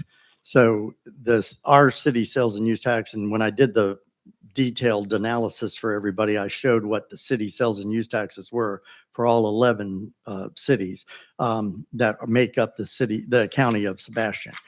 Now, I don't know specifically, I do know that food is different. The sales tax on food is less, and it's calculated a little differently, but for illustrative purposes, it's a little less material as far as that's concerned. If you look at the volume numbers of the amount of taxable sales that are there, county is 1%. That's what it is for every single city. It's constant. So that 1% is the pooled resource that we get 7.45% distribution on. I think the illustration I was trying to make is that we are share and share alike. There was 9 cities with major decreases in their amount of city sales and use tax or their taxable revenues, taxable sales, that contributed to us getting a lesser share of the amount of tax. When you said, well, we should be getting what the city sales and use tax was. Why are we getting a lesser amount for county? And it's because it's based on our total census as of 2020 to the total census for the county. So it's on a per capita distribution. It may not be fair, but we and Midland, I think, were the 2 cities. We actually helped lower that impact because we had higher sales for our area. That impact would have looked a lot uglier for some of those communities, especially Barling. Yeah, I'm looking for Barling's rebound next year to help us significantly, and I'm a little optimistic that it's going to actually benefit us because Barling's rebounded with new businesses coming in, and those new businesses are large volume generators. So they're really looking to Jaegers to help them out. Any other questions for Tom? Mr. Marsh? None? Good job, Tom. Thank you, sir. Believe it or not, never mind. We did have an agenda addition. So close. Number 7, with council's approval, will be ARPA final audit. Is that still? Okay. Good with that, council? Yes. Okay. Number 1, old unfinished business, city clerk treasurer, replace ordinance 2231, establishing bidding procedures, tabled from a previous meeting. This is only to kill an ordinance that's out there that is alive or active that needs to die. It's because it was skipped when we were repealing the active ordinance last time. It was skipped. It actually should have gotten repealed a time before. So that's all this is. Nothing else has changed. It doesn't affect our current ordinance. It just needs to inactivate this ordinance. Well, I guess I would like to see the ordinances that, are affected and stuff, just to, I know what you're I saying had it there. for you last time, at in the last packet, and it was in there, but I didn't include it this time, but I can drop it in there on a Google Drive. Or you can look it up. If you want to go on to later, I can put it in there.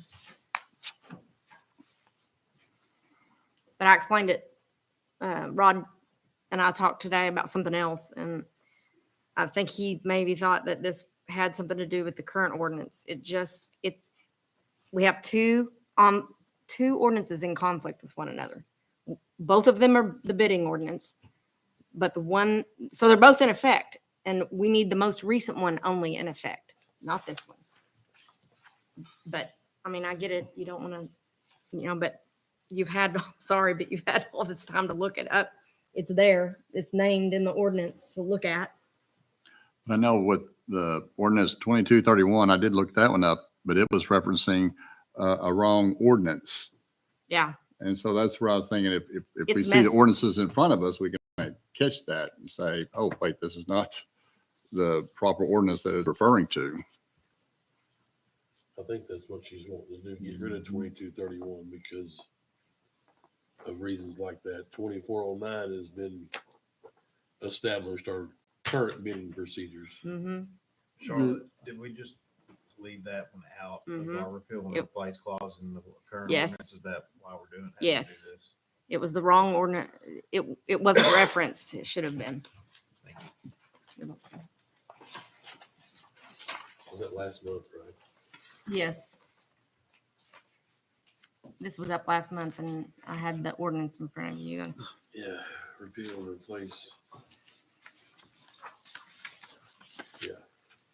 The ordinance that that we were replacing 22-31 with was approved when?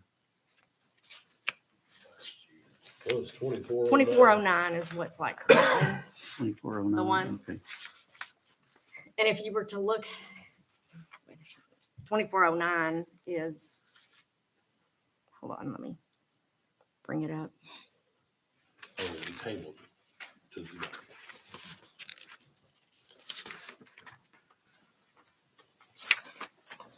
2409 repeals 2009. It should have repealed 2231. But 2231 is still alive because it should have been repealed with our current ordinance. Yeah. But 2009 was repealed instead because Well, it was missed. I guess what I'm thinking is if we passed an ordinance replacing an ordinance in 24, then we've seen it recently, voted on it, passed it. This is obviously an old ordinance, so This is a housekeeping measure. In other words, I say we move forward on this. Just, because we have an active ordinance that we go Yeah. by, and So- this one still is active and it shouldn't be. Is that a motion?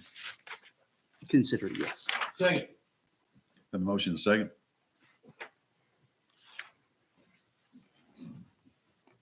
I'm We need sure to, his motion, he wants it read by title only. yeah, first put I it don't on think first reading by title only. That's fine. That's what it has to be. Yep. Okay. Mr. Brown, Yes. Mr. Meeker, Mr. Yes. Terry, Yes. Mr. Rainwater, Yes. Mr. Tedford, Yes. Mr. Powell. Yes. It's unanimous. An ordinance repealing ordinance 22-31, declaring an emergency and for other purposes. Motion to suspend the rules and waive second and third reading. Second. Motion and a second? Mr. Brown, No. Mr. Meeker, Yes. Mr. Terry, Yes. Mr. Rainwater, Yes. Mr. Tedford, Yes. and Mr. Powell. Yes. Motion to adopt. Second. Motion and second to adopt? Mr. Brown, No. Mr. Meeker, Yes. Mr. Terry, Yes. Mr. Rainwater, Yes. Mr. Tedford, Yes. Mr. Powell. Yes. Motion to enact emergency clause. Second. Motion and second to enact emergency clause? Mr. Brown, No. Mr. Meeker, Yes. Mr. Terry. Yes. Mr. Rainwater, Yes. Mr. Tedford, Yes. and Mr. Powell. Yes. It's unanimous. Thank you. Number 2, under new business, city clerk resolution adopting 2025 procedural rules. We do this every year and there's only one change, which isn't indicated here because I thought we needed to discuss it instead of putting it in there, but in the department head meeting this morning, we all, from what I understood, unanimously agreed that we would love to give having our meetings on Thursday nights, the first Thursday night of the month instead of Mondays. There are reasons for it, being mainly that over a weekend and then bam, you have this meeting. There's no time to make changes or bring additions. It all kind of happens. And just this first came over me because our Thursday night budget study sessions just seem like they are easier. I mean, they feel easier. And there's other cities that do this. El Dorado is one of them. But First Thursday? first Thursday of every month instead of the Monday. I wondered if you wanted to try it for I checked the with year. our city attorney and he is available on the first or third, correct? Thursday? You are available? And to go along with what First and second. first and second, I'm sorry, what Ms. Derry said too, I encumber, if you will, all the department heads every Monday of our council meeting to have a department head meeting. I think it's important for us to meet and discuss what's on the agenda for that night. So that would not put it on a Monday, which is tough. I know for a lot of people coming back from a weekend and trying to get scheduled. So that would help the mindset, I think, of the department heads for sure. We're just looking for this upcoming 2025, the first Thursday, all look fun to me. Well, I would like to, I want to take a look at it, if that's possible. I just want to look at the special meetings and the work sessions piece of it. I don't have any problem with the Thursday nights, but I would like to table this to next month so I can dig into a couple of sections on this and just have a little bit more opportunity to look at it. I don't have a problem with Thursday nights, but I agree with Steve. I'd like to table it. At special meetings, special meeting is something that's called and we don't know what's going on and there's no advance notice. And I would like the council to consider that only being called outside of normal business hours. Because if you call a special called meeting at 3:00, that's a big deal. And that's happened. And out business hours, I would consider between 8 and 6. And I know that Tim doesn't have traditional business hours, but most of the rest of us do. And calling a special call meeting at 3:00, that's tough. I don't know one I of don't think those. we've ever called one at 3 There's o'clock. been a very few occasions, but I mean, If it It's was, happened. it was needed, a vote Yeah. needed that day for something. It is not the norm. employee luncheons I can't come to. And, if it's a special call meeting where a quorum is necessary, I think it's important that we're given at least some advance notice and Yes. kind of a head count as being able to call to get the necessary number of people here. We've not given If notice. Steve's- I'm not Well, trying I'm to just start an saying. argument, but we- No, you're right, but I mean, There's usually plenty of notice. I'm the only one that can't get here. I mean, most of you guys are in town or self-employed or whatever. I'd like to work on that if Steve's working on whatever it was he's working on. So I'll second his motion to table it. Did you make that motion, Steve, I to made table the it? motion. I mean, you mentioned it, but I didn't hear a motion. I make that motion. So the motion in a second. I think Rod seconded to it. table it? Tim. I did. Yeah. I'm all for it. Moving it and tabling it, all that. So we're tabling it for 30 days. Just the move or the whole procedural rules resolution? The whole resolution. Okay. yeah. Mr. Brown?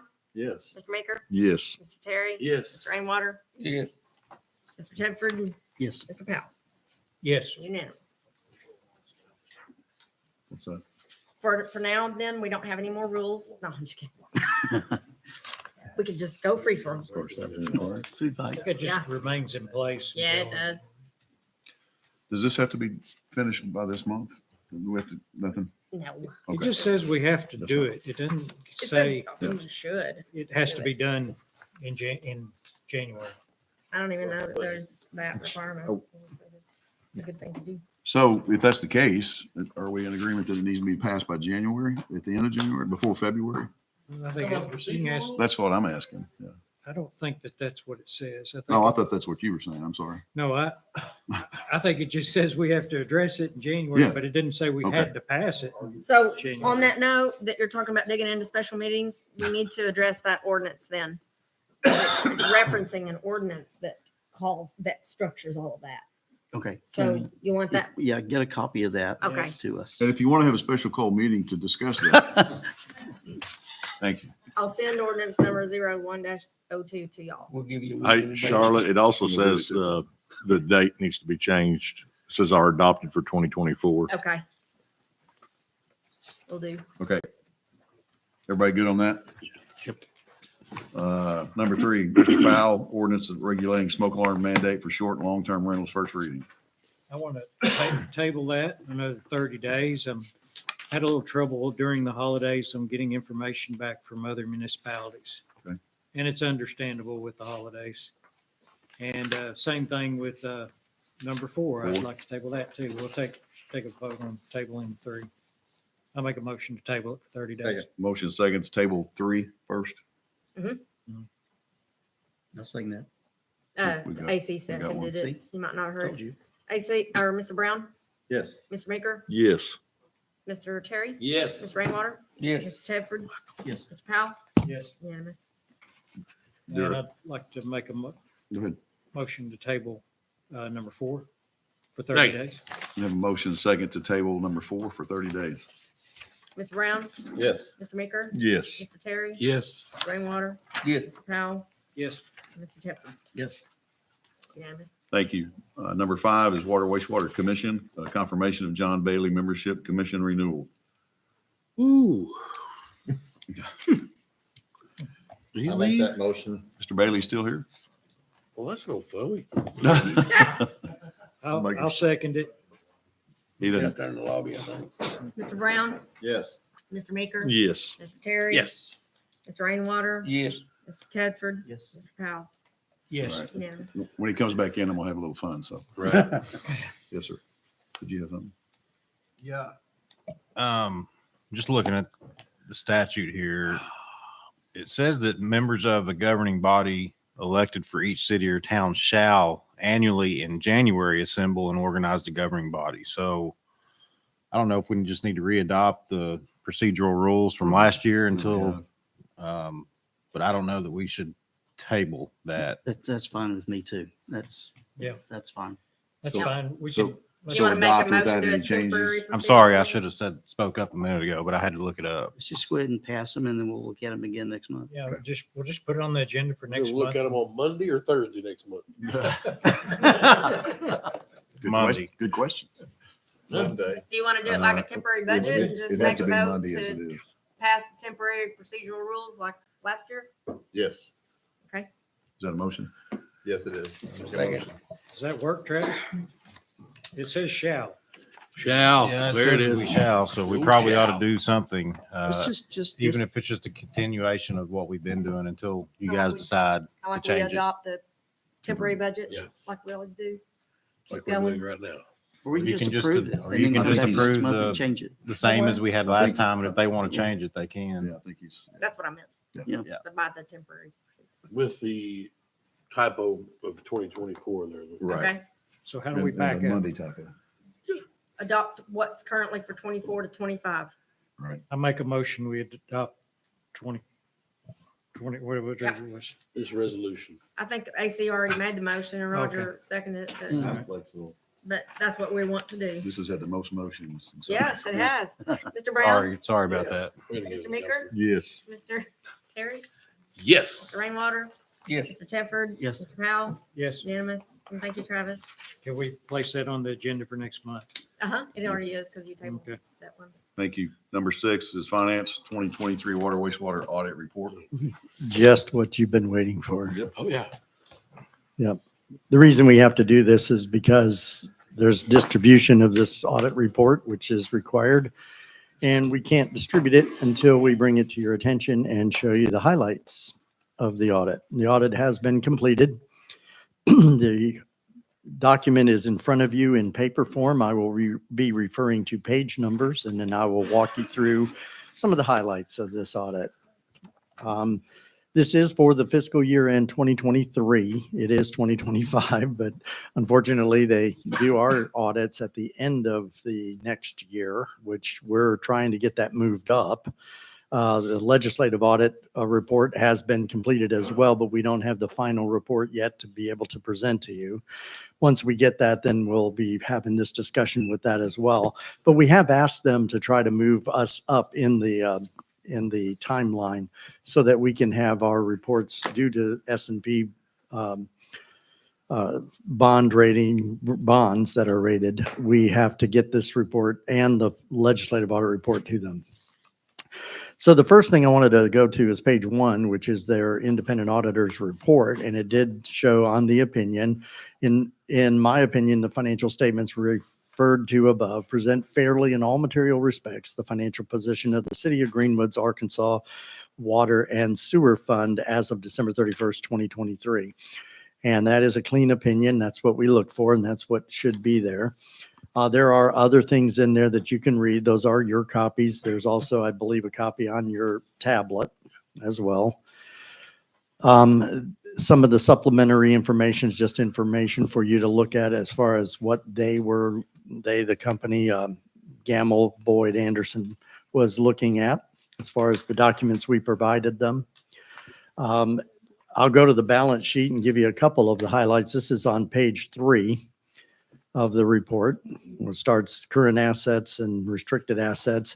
I want to go down to the restricted asset first, and I want to talk about when it says cash in bank restricted assets, that's the city sales and use tax for water sewer. That's the restricted funds that come in, and that as of 23 was a balance of 5 million where we peaked at about 7 million this year, and then there was some spend down, so we're in the mid 6.5 million right now.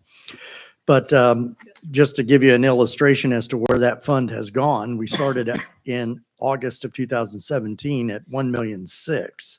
So you say, well, we're at 5.4 million now. Well, that's that can being kicked down the road. So there are projects tied to that 5.4 million. I just want you to always remember that.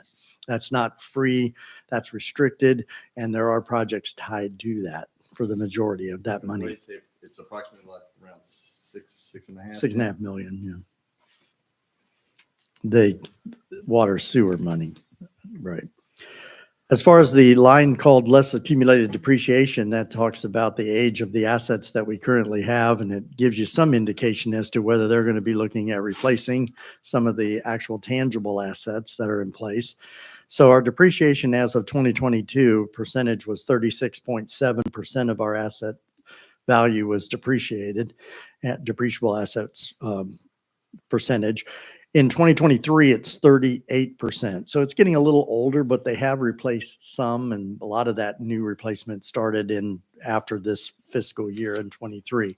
It's hard to rethink about. This is actually a year, more than a year old.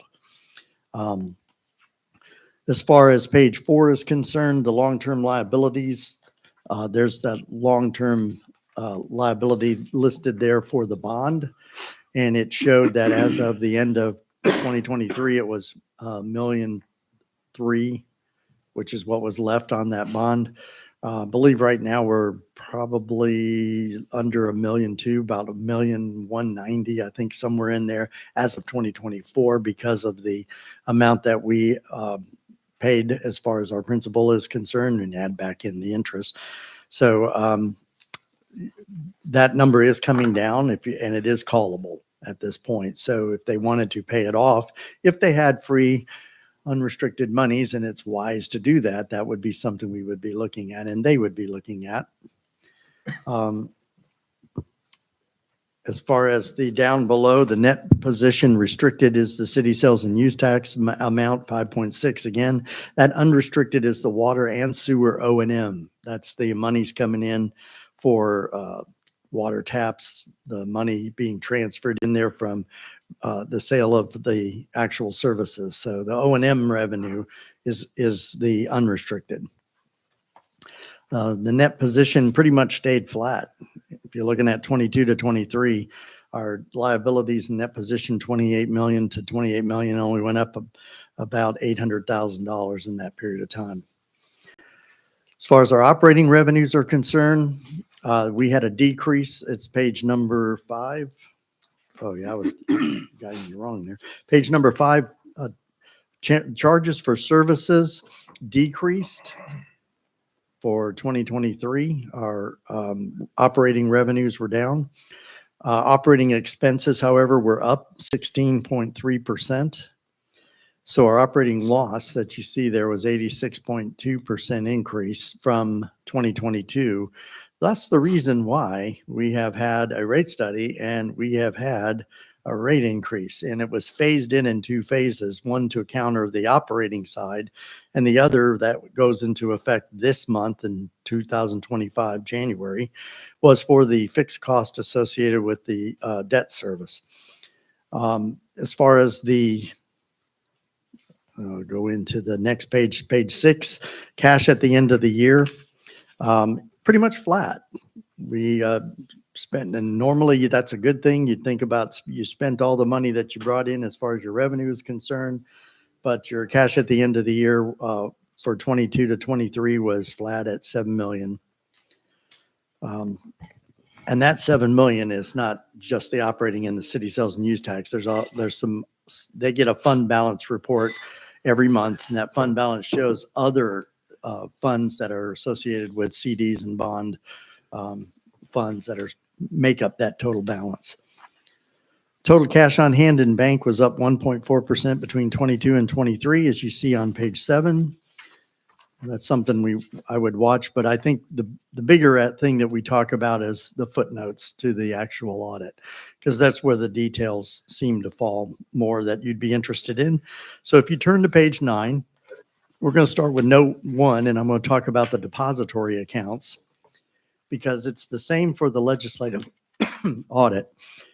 There are FDIC coverage amounts that the deposits, the cash deposited on hands are 6.5 million versus, well, it's pretty much the same for both 22 and 23 respectively, but 6.5 million is an amount that is considered over the FDIC coverage, and we do have those collateralized with the bank, with farmers, and the banks have pledged these against excess deposits. But there is still that secondary collateral risk associated with that, because some of what they're investing in, about 50% of that, is still at risk. If they were to go under, there's no option to recover those funds. So that's not something that is reportable finding, but it is something that they do mention in the legislative audit side. On the accounts receivable, there will be an update to this note that's listed there. Uncollected accounts receivable are charged directly against income in the year they're determined to be uncollectible. But we have made a decision, or the commission has made a decision, to take the receivable amounts, which, by the way, it's not that material to their overall collections. It's they cut the bleeding when you're over 30 days. You do not have water service, so you don't continue to run a past due amount as far as uncollectible is concerned. So that money is now being forwarded to, or you're going to start forwarding it to, a collection agency. That note will probably reflect that in the future. As far as your depreciation down at the bottom there under capital assets, I did show that the percent of asset value was 38% versus 36.7. I think I just mentioned that. As far as on page 10, the compensated absences, that's a conversation we have on both audits. That's the comp time and other mandatory payouts of policy benefits that are required by the city when somebody is terminated, and or we have policies over how much comp time can be carried over, and we do an automatic payout on that. So the amount of monies that are liabilities that have not been paid are reflected there. The fact that it went from 73,000 to 89,000 reflects the fact that the salary levels increased. So the value of what hours are there also it made that number increase. Changes in capital assets. I do want to show down on the note 2, where as far as our capital is concerned, we have in 22, we had 1,000,001 as far as additions is concerned to our equipment. We budgeted for 23. I'll do that. That's 23, excuse me, 1,000,001. We budgeted $4.1 million. So the percentage of completion of our capital for 23 was 26.8%, kind of similar to where we are overall as a city, not just the water department. And that brings that was made up of 2.5 million that was budgeted in 23 for the sewer department and 1.6 million in water. So you can kind of see that's where the can keeps going down the road. And there's a lot of reasons for that, a lot of valid reasons for that. I'm not saying it's not something it's something that we do have to deal with and address. But as far as the page 11 is concerned, the revenue bonds, I did do the calculation here. I said it's 1.3 million. Right now, as of 24, it's 1.29. That's what I thought it was, as far as our principal pay down is concerned for 24. So now you know what we owe as far as the water is concerned on our only debt outstanding. It's the water. Now, there is a bond covenant with that bond. It's on page 12. And we did have some additional wording put in there. The fund did fail to meet the 110% coverage requirement for 22 and 23 Pursuant to the requirements of the official statement of the 2016 bonds, the fund concluded a study of rate revisions required by the bond covenant itself to fund back and bring the fund back into compliance. A two-phased rate increase was approved in 23, the first one being the usage rate increase effective January of 24, and the second would be the fixed rate increase to cover debt service costs. That will be implemented in January of 25. So that's wording consistent with what we published and we told the citizens as to what was being done and why. There's another piece to that I'll get to in a few minutes. As far as page 13, the defined contribution plan, that is the retirement. And the contribution for December 31st, 2023 was $66,723 for the water and sewer departments collectively. There is a flexible benefit plan some of you may or may not know about, but that has no impact to the financials because it is a voluntary basis cafeteria plan for benefits, life insurance, health insurance, AFLAC, those types of things that they choose, and it's payroll deducted and submitted. So. And then down at the bottom of that page, you look at restrictions of net position. Restricted for repayment of customer deposits is our meter deposits that we hold. The restricted for bond repayment is the water bond itself. And the restricted for construction capital improvement is the CSUT tax funds, making up the restricted net position of $5.6 million. That's a further breakout of it. Sales in 2005 sales tax revenue fund. The sales tax annual collection right now is running about $2 million as far as that 1% permanent sales tax.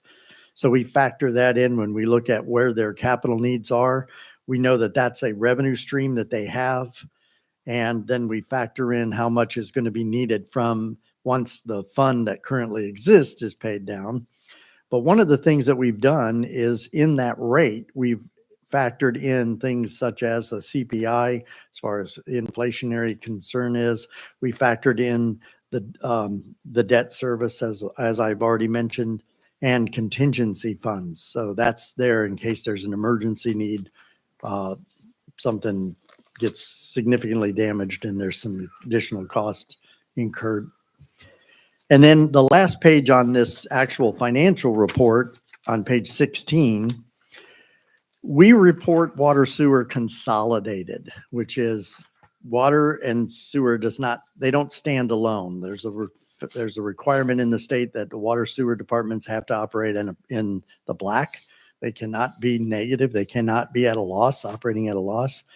So what I wanted to do when I first came here is I had the auditors break out what would be water's profitability and sewers, so I know which component is where we need to focus our attentions, and then what the consolidated would be. So when you look at the total operating revenues and then the operating expense, you'll see that this year, both of them were at an operating loss, and that consolidated was $1.4 million. However, I'll draw your attention to the first operating expense that's listed there, and that's depreciation. And that is a non-cash item. So if you really wanted on a cash basis to look at what their actual loss was, you have to remove that amount. And then it comes down to water had an operating loss net of depreciation of $262,000. Sewer was $384,000. And that was a consolidated $646,000 loss for the water and sewer department collectively. Now you understand why in 2024 there was a rate increase. You can't operate like that. And as I mentioned, we do the debt service for the bond financing, the CPI, and the contingency fund reserve. It's also factored in that rate increase. So hopefully there won't necessarily need to have a rate increase every 5 years. It's not going to be as significant as the rate increase that we just had because the last rate increase was 11 years ago. So then there's two additional reports that are in there, page 17, which talks about the significant audit findings. And I cringe whenever I see significant audit findings because you don't really anticipate there would be any. And of course, the first one says, I noted no transactions entered into the fund during the year for which there is a lack of authoritative guidance or consensus. All significant transactions have been recorded in the financial statements in the proper period. That's our goal in my department, is to make sure that statement is what you read. Difficulties encountered during performing the audit, none. We work very well with the auditor. As far as disagreements with management, same thing. There are no disagreements. We saw eye to eye on everything. Then if you turn to page 19, this is where they talks about the thing that will always be something that we have to encounter, and that's segregation of duties. And that's because we're lean and mean, but we have mitigating controls, and they recognize that. We're lean and mean in that we don't have a significant number of personnel that we would have to have in order to meet a perfect segregation of duty model. So we do have mitigating controls. We do lean heavily on the city clerk, treasurer, and various department heads as well. As far as the rate covenant, last thing on page 20, the rate covenant shortage. This is the actual narrative that said that the 110% required debt service, due to some unforeseen flooding expenses and an overall increase in operating costs, the fund failed to meet this coverage. Per the terms of the official statement, the fund's required to do a rate study, and it goes on and says that we recommend that the rate increases be implemented in a timely manner. They have been, and I made sure that note was reflecting that in the financials. So you got to remember that while this is something that I explained to you and you see it, this report will go to the people that are actually in control of our bonds, and they will read that as well. So that's why when we get these, we look at those notes to the financials, and if there's any disagreements, we hold discussions with the auditors. And that's your water sewer report. And you'll be here in another 5 years when we do have to do another rate increase. You're funny. I hope so. Thank you, Mr. Marsh. Proved time and time again why I hired you. Anybody? We, Just We- one question. Sorry. When we were talking about the changes in capital assets, you made a mention as there were good reasons why we haven't spent some of the capital expenditures. Can you kind of go over that real quick? Well, that would be an actual great question for the actual directors to answer. I'll just feed what they're, the trials that they have. And that is engineering was another one of the big factors. Engineering pushes off a project. Once the engineering's done, then they bid it out. Contractors due to the ARPA. I mean, there's a whole laundry list of things and challenges that they had to run into.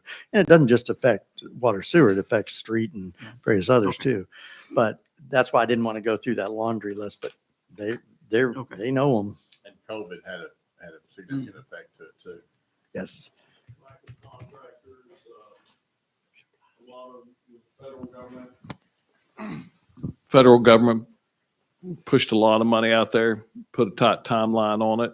So there's more work than there are people to perform the work. There's more engineering than there are engineers to do the work. Okay. The general shortage all the way around. There was a supply issue. It seems to have eased up.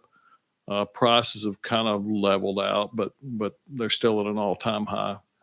But in general, it's just and I think this is going to be the last year that they have to use this money. So once that kind of dries up, we're hoping things to get better. But right now, there's just a backlog of work. We haven't caught up. Okay, perfect. Thanks. Yeah, the ARPA regulation says that the projects have to have been awarded and or completed by the end of 26, right?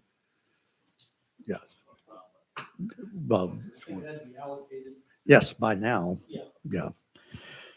So that brings you then to the next item on Number the 7, ARPA final audit.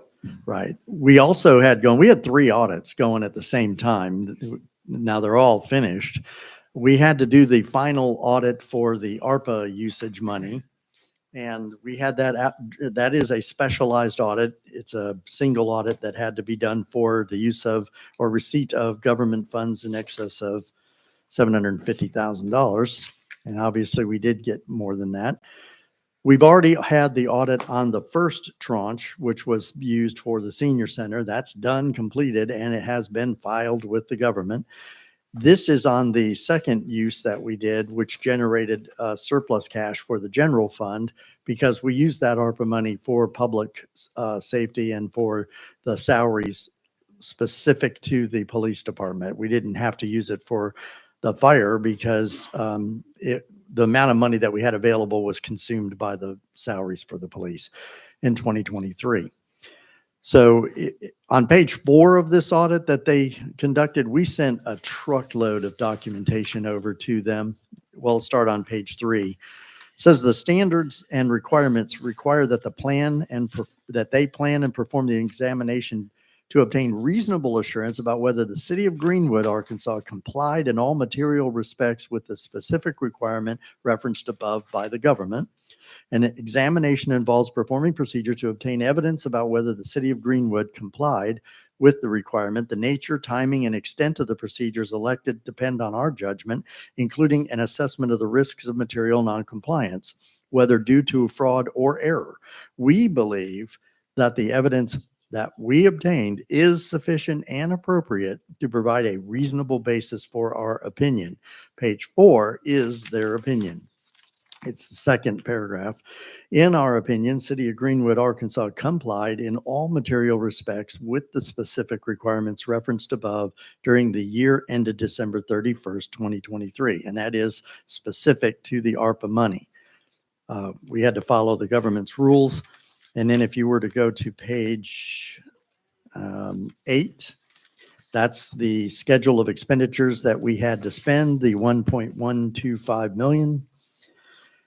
Note C says the city of Greenwood does not charge indirect cost rates and charged 100% of their costs directly. So what that basically is saying that we didn't use the and related with the exception of FICA. We paid direct salary cost. But one of the things that we had to be very careful about and was scrutinized to the nth degree was the fact that we do have some grant reimbursements. We have SROs that are getting paid a reimbursement from the school. We also had DTF task force monies that were coming in to supplement the salaries. We had to make sure that those were removed so that we didn't double cover something that was already reimbursed to us through a grant. That was probably one of the bigger challenges, but we recognized that up front and we made sure that that was not something we had to deal with on the back end.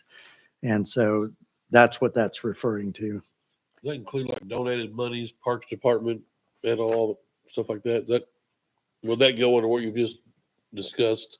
Now, the amounts that we had to be careful about were things that had anything to do directly to salaries, where they were getting their pay reimbursed by a grant or by the federal government or by the SRO from the school.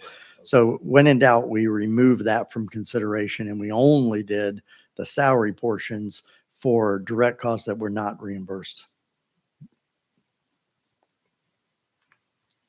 And that's it, very clean. And I will now file this with the government and then we'll be done.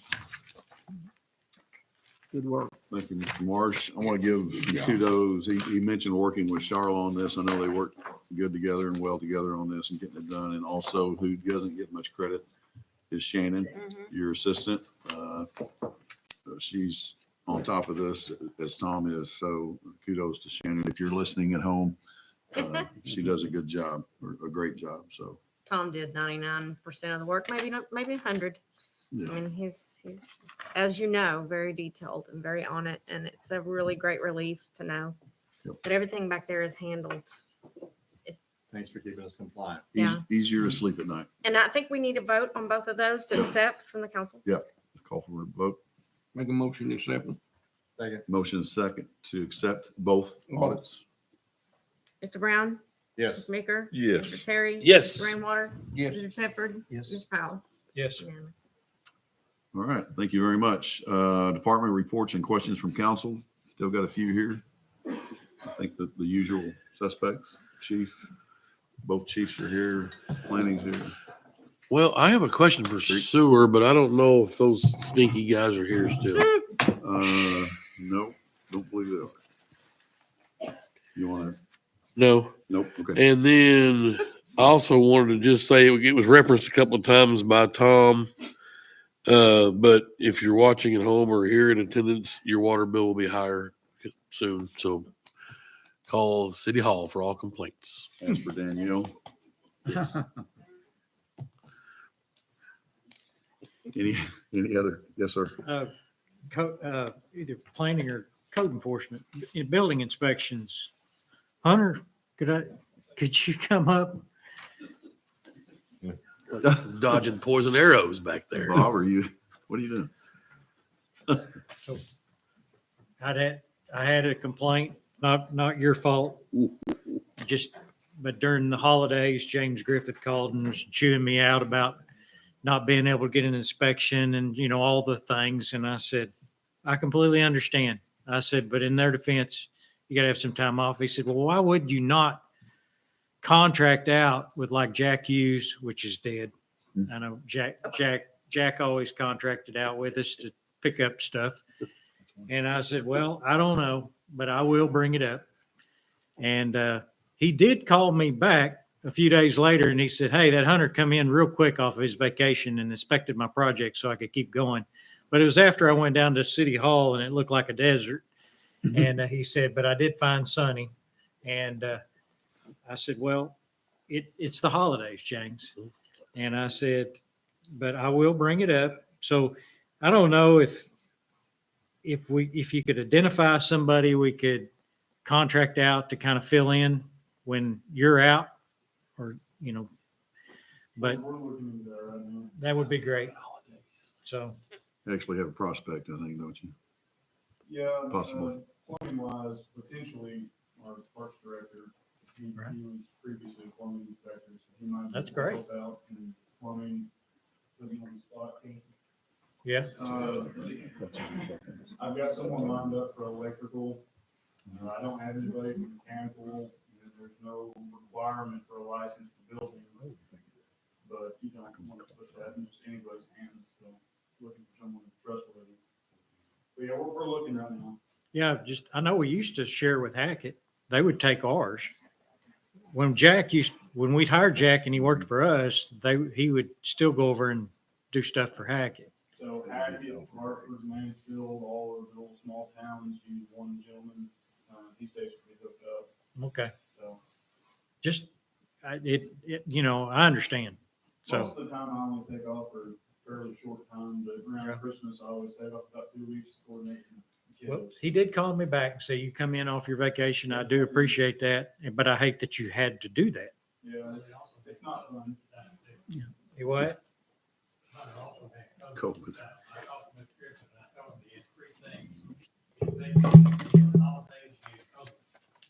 Well, that's not a great way to spend your vacation. So did you shake James's hand?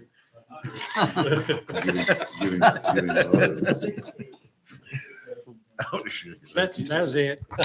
I wish y'all just work on that problem a little bit. So we're cross training with Casey. That's great. Sounds great. Can you drive a fire truck?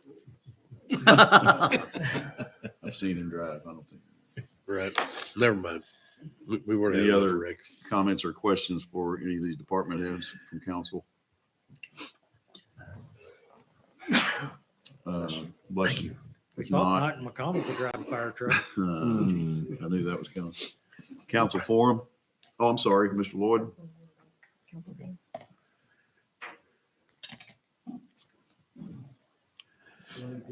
If you would. 305 Twisted Oak Way. Thank you.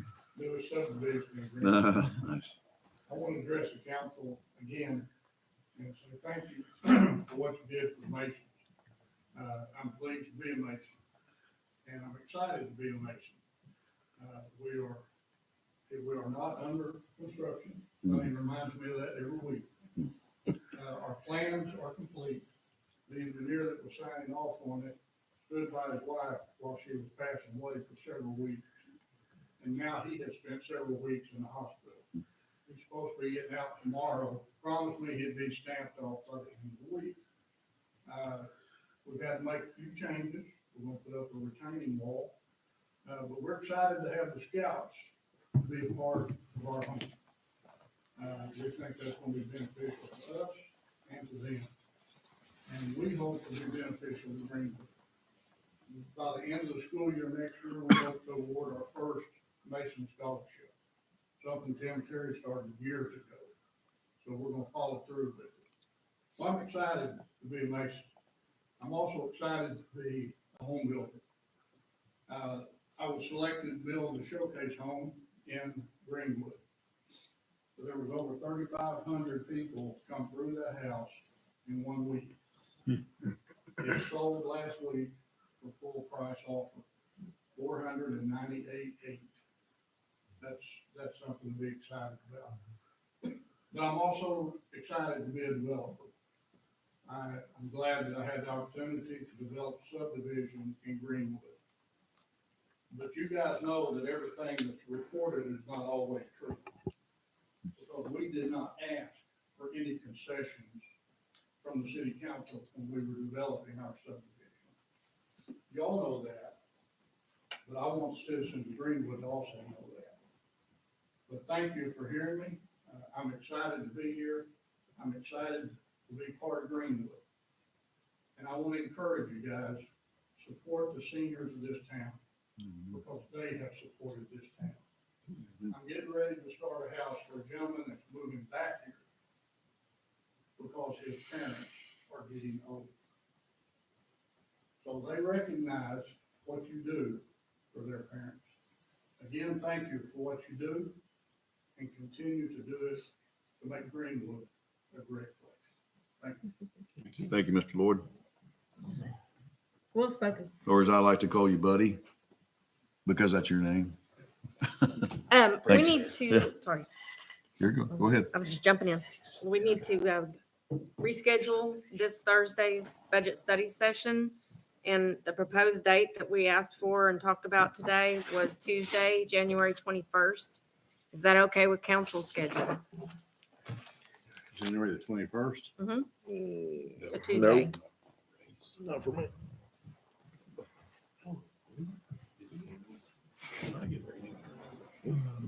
You can make that happen. 21st, looks good to me. Be at 6 o'clock. Everybody? Just postponing it. Budget. Still isn't ready just yet, but We know. that's what we'll do if there's no objections. I think it doesn't work for Ralph. Does it work for I mean- anybody else or? That's it? You do know it's gonna be on fire, general. Yeah. Street. Fire General Street. We'd like participation. You're not available. What is that date Ralph. again? No, I'll be Tuesday, in January Little 21st. Rock, the 21st. What about the, do we have anything on the 20th? That's Martin Luther King Day. That's a holiday for the city. National Championship football game, I inauguration. mean, we've day. looked all around it and How about the Justin sixth, discussed I mean, it. so. 16th, next Thursday, Nope, we're going to the municipal league. oh, that's The right, whole week is shot on that. the 23rd. That's a Thursday. That is a Thursday. Be There is a putting you- conflict. The mayor and I sat on a board and we missed it last time because of the budget study center. We have to miss it again. We're trying to avoid doing that, but if that's when it's gotta be, it's gotta be. Or Tuesday, 20 the 21st was the ideal day. Or we do it on Wednesday night, the 22nd. 22nd. I mean, we just didn't think church, I can do I the go to church on 22nd. Wednesday night. Yeah, Roger can't make it. What's the earliest on, say that Thursday or Thursday? Yeah. Board meeting, what's the earliest you can meet without messing anybody up at work? Talking about in the day. Correct. On the 23rd? We'll never get done by the time for you to go to a Yeah. meeting. I'm just saying, if you could meet at 5, we're good. But Well, we, we won't be able to. You're assuming that That thing will last 4 hours. no, This budget study session? I'm joking. Yeah, I'm just joking. we won't be able to make it on Thursday. Listen, And it's fire. If Thursday's the time, we'll just do it. You can Fire who and who? can represent. no. Fire Street in general. Yes. What's that date? Which one? Back to the, 21st? no, yeah, the original one. Tuesday. 21st. You good? And Mom keeps I like it it on 21st. No, I'm talking about the night of our meeting. Oh, I mean, I guess we have to if we have to. What was wrong with the 21st? I'm sorry. Only That was Ralph you. I can't do it, but Okay. if y'all can, I mean, No, I think we If need the to have you all majority- here. Let's just go back to the, Yeah, but are they all gonna be? can you be here on the 19th? That's a Sunday. I'm Sunday? sorry, whatever day. 23rd. 23rd. 23rd, That's a Thursday. right. 23rd. I can be here on the 23rd. And I hate to be snotty, but will you commit to be Mhm. here on that night? So we can get it done? 6 p.m. We need Yes. everyone here. Yes, sir. It's the big one. Big one. Good, And that's what time? gentlemen? 6. 6 o'clock, 23rd. Thursday, the 23rd, 6 o'clock. 23rd. And we'll have to meet that So- following week to approve the budget as a whole, correct? We could actually add, Right, that's what I'm Right. saying, the following week. yeah. Come on, Tom. I don't know why. Do the magic. He's Where's got she a, going? he's got a computer Okay. over there. I don't know. And we'll have, the You got a following week, we'll have computer, to have a come on. special Yeah. meeting. On the 30th or so, which would be the 3rd, another Thursday. Okay, let's talk about that for a second. Right. What's the 30th look like for a special call? It's a Thursday. It's good. Okay, everybody? Good. Huh? Fireman. Conference? Well, you may have to not go. But we're not going to a meeting. They're skipping meetings. You can go. We'll do your budget without the chief. Can't We don't call need in to over we don't have a problem. Earlier, chief. Option for the approval then, 28th. which is Tuesday. Tuesday, 28th? Huh? We're good? Council? Good. 28th? I mean, it's just us, it's just the vote on it, right? Correct. Yeah. It's just a vote, but that, Turns into. Just to vote on the budget. it's a little bit of a digest. It's on- a 6 o'clock. Yes, sir. It's just to vote. plus or minus. Well, he'll need to We'll present. let Yeah. him answer. What I'm time? not saying a word. 6, 7. AC. The 28th, what time? 6. 6. Unless you like 5. Rather do it at 6. We'll You let good? Tom grandstand a little bit now, then we'll vote, we'll run. You good down there? Yep. Council? Hey, if you just want to cut to the chase, I won't even I'm ready to approve it right now, and I hadn't even heard Oh. it. That's where I'm at. We ain't seen Stewart's part yet. I Let's don't not care do what that. Stewart's got in there. No, you're gonna care. Yeah, I think we do. Blank check. So the work session is. what day? Budget study session. 20 Yeah. 23rd. 23rd. 23rd, And and then 28th the is final will be when the, yeah. 23rd is the budget study session, 28th is the Special call meeting. special call. Okay, figured it out. Anything else, council forum? Nothing like wait till the last Yes. minute. I have, Yes, sir. we're in council forum now. Yes, sir. I just wanted to recognize that, the Meeker family spent their whole vacation doing some trail work and repairing the bridge. Bridge Casey. And they had a whole bunch out there and just, that it makes me think about our volunteers and how they went out there and volunteered their time. They just needed some 2x4s and some sacks of concrete that Parks provided. Parks kind of wraps their arms around volunteers.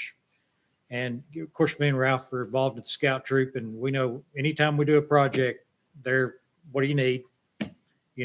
Sometimes it has to be budgeted, and they get a lot in return for what the volunteers do. And I was thinking about this passionate Artemis project cat people, and if you could. I could see that there's a lot of passion on both sides, and I really don't know what's going on. But if the administration could get with them and kind of set some parameters, like no trespassing, some other parameters to work within. I mean, that's a great volunteer group. It looks like they're here and they're passionate. So, We have been full intention to. but see what I we think, come up with. I think we'd be remiss if we didn't tap into that volunteer group. Because Parks seems to kind of embrace a lot of volunteers, and people are even going out there spending their Christmas vacation out doing stuff out on When the you trail. say the whole Meeker family, Ralph Senior, Ralph Junior, Ralph Henry, Hudson, Jasper, Robbie, Barrett, most of them, some of them. that's going to say that's a crew right there. But the weather was nice. We met a lot of people on the trail. It's amazing how many people use that trail and try to cross it while we were working on it. But no, it was good. Well, look, I saw the pictures. I haven't been able to go out there yet, but it looked good. Thank you for doing that. It's good. Oh, Yeah. Just, Appreciate you guys working with us. we need more Meeker families in this town. Easy. Easy. Mm. Yeah. Oh, goodness. I would like to say minimal hush. You're a preacher. You're not going to hush. Most everybody knows that in a couple of weeks, our lodge is going to be having to travel to another town to meet. And I'd like to thank our fire chief for making us a home where we can actually still meet here in town. We appreciate it. Good. Also, one more thing. He's not allowed that for anybody else. Like you're special. One more thing, since Buddy's here, and I forgot to recognize him at an Eagle Scout ceremony. They were there, the Masons were there, and I wrote it on a note. And Tom Ransom put his notes on top of my notes, and that really messed me up there at the end. And because his notes were blank, and my notes had a lot of scribbles, and I said, recognize the Masons sitting out at the table there at the pavilion for Eagle Scout ceremony, and I was negligent in that. But we really appreciate the Masons bringing us in and helping us. They're providing us a lot of space, and I think this is good for Greenwood. And I appreciate Tim and Buddy and all the Masons. Masons, good group. They're a really good group. Yeah, so on that kumbaya note, I think that's awesome. I would like to just real quick.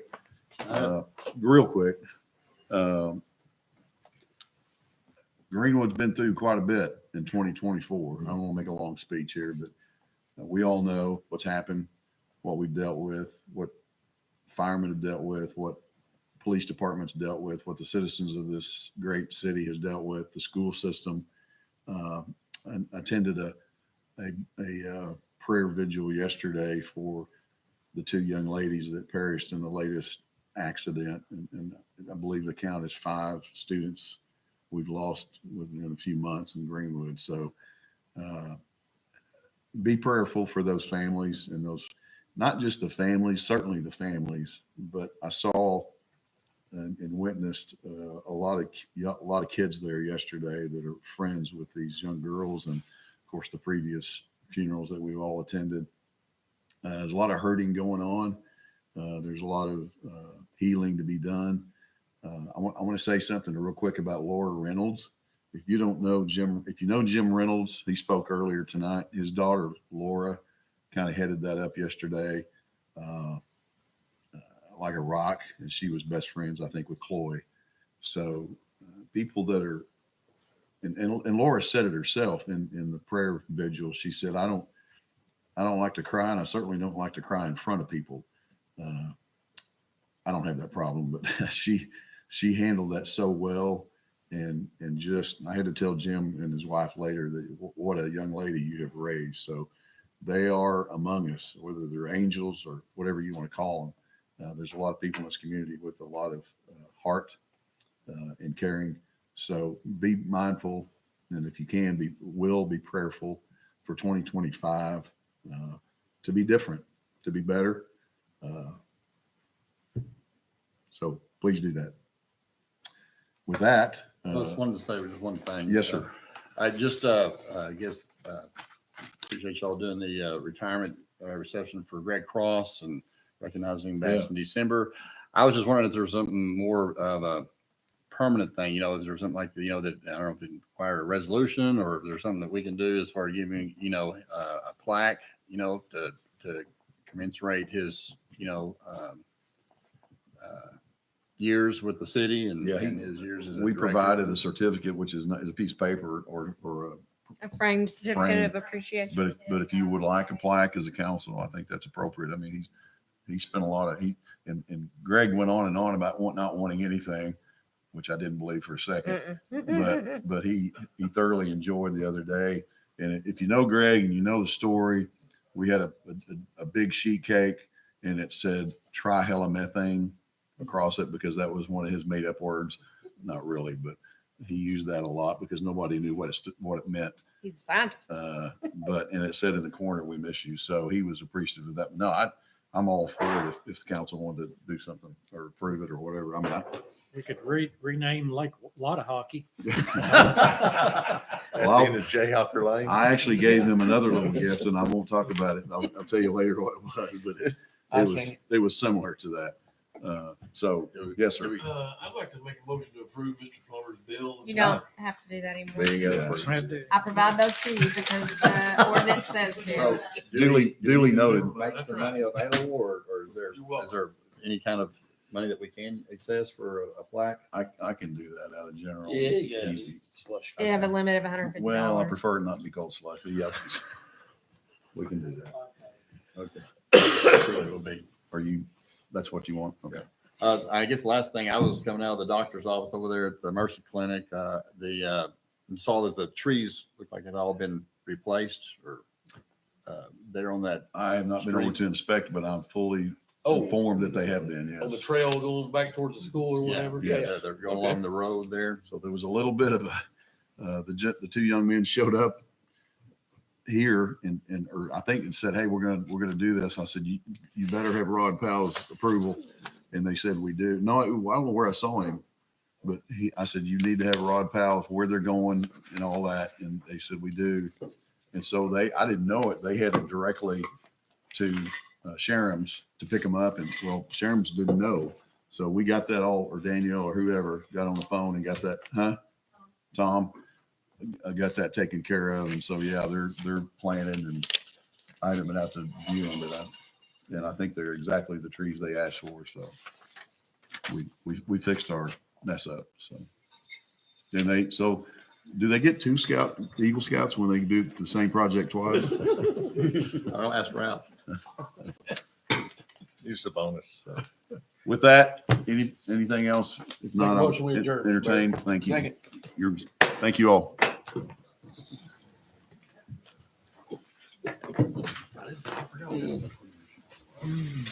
Forgot what? Stove up. Stoved up. Hadn't heard that in a while. Yes, sir. It's still on. I say it a lot. You said dairy.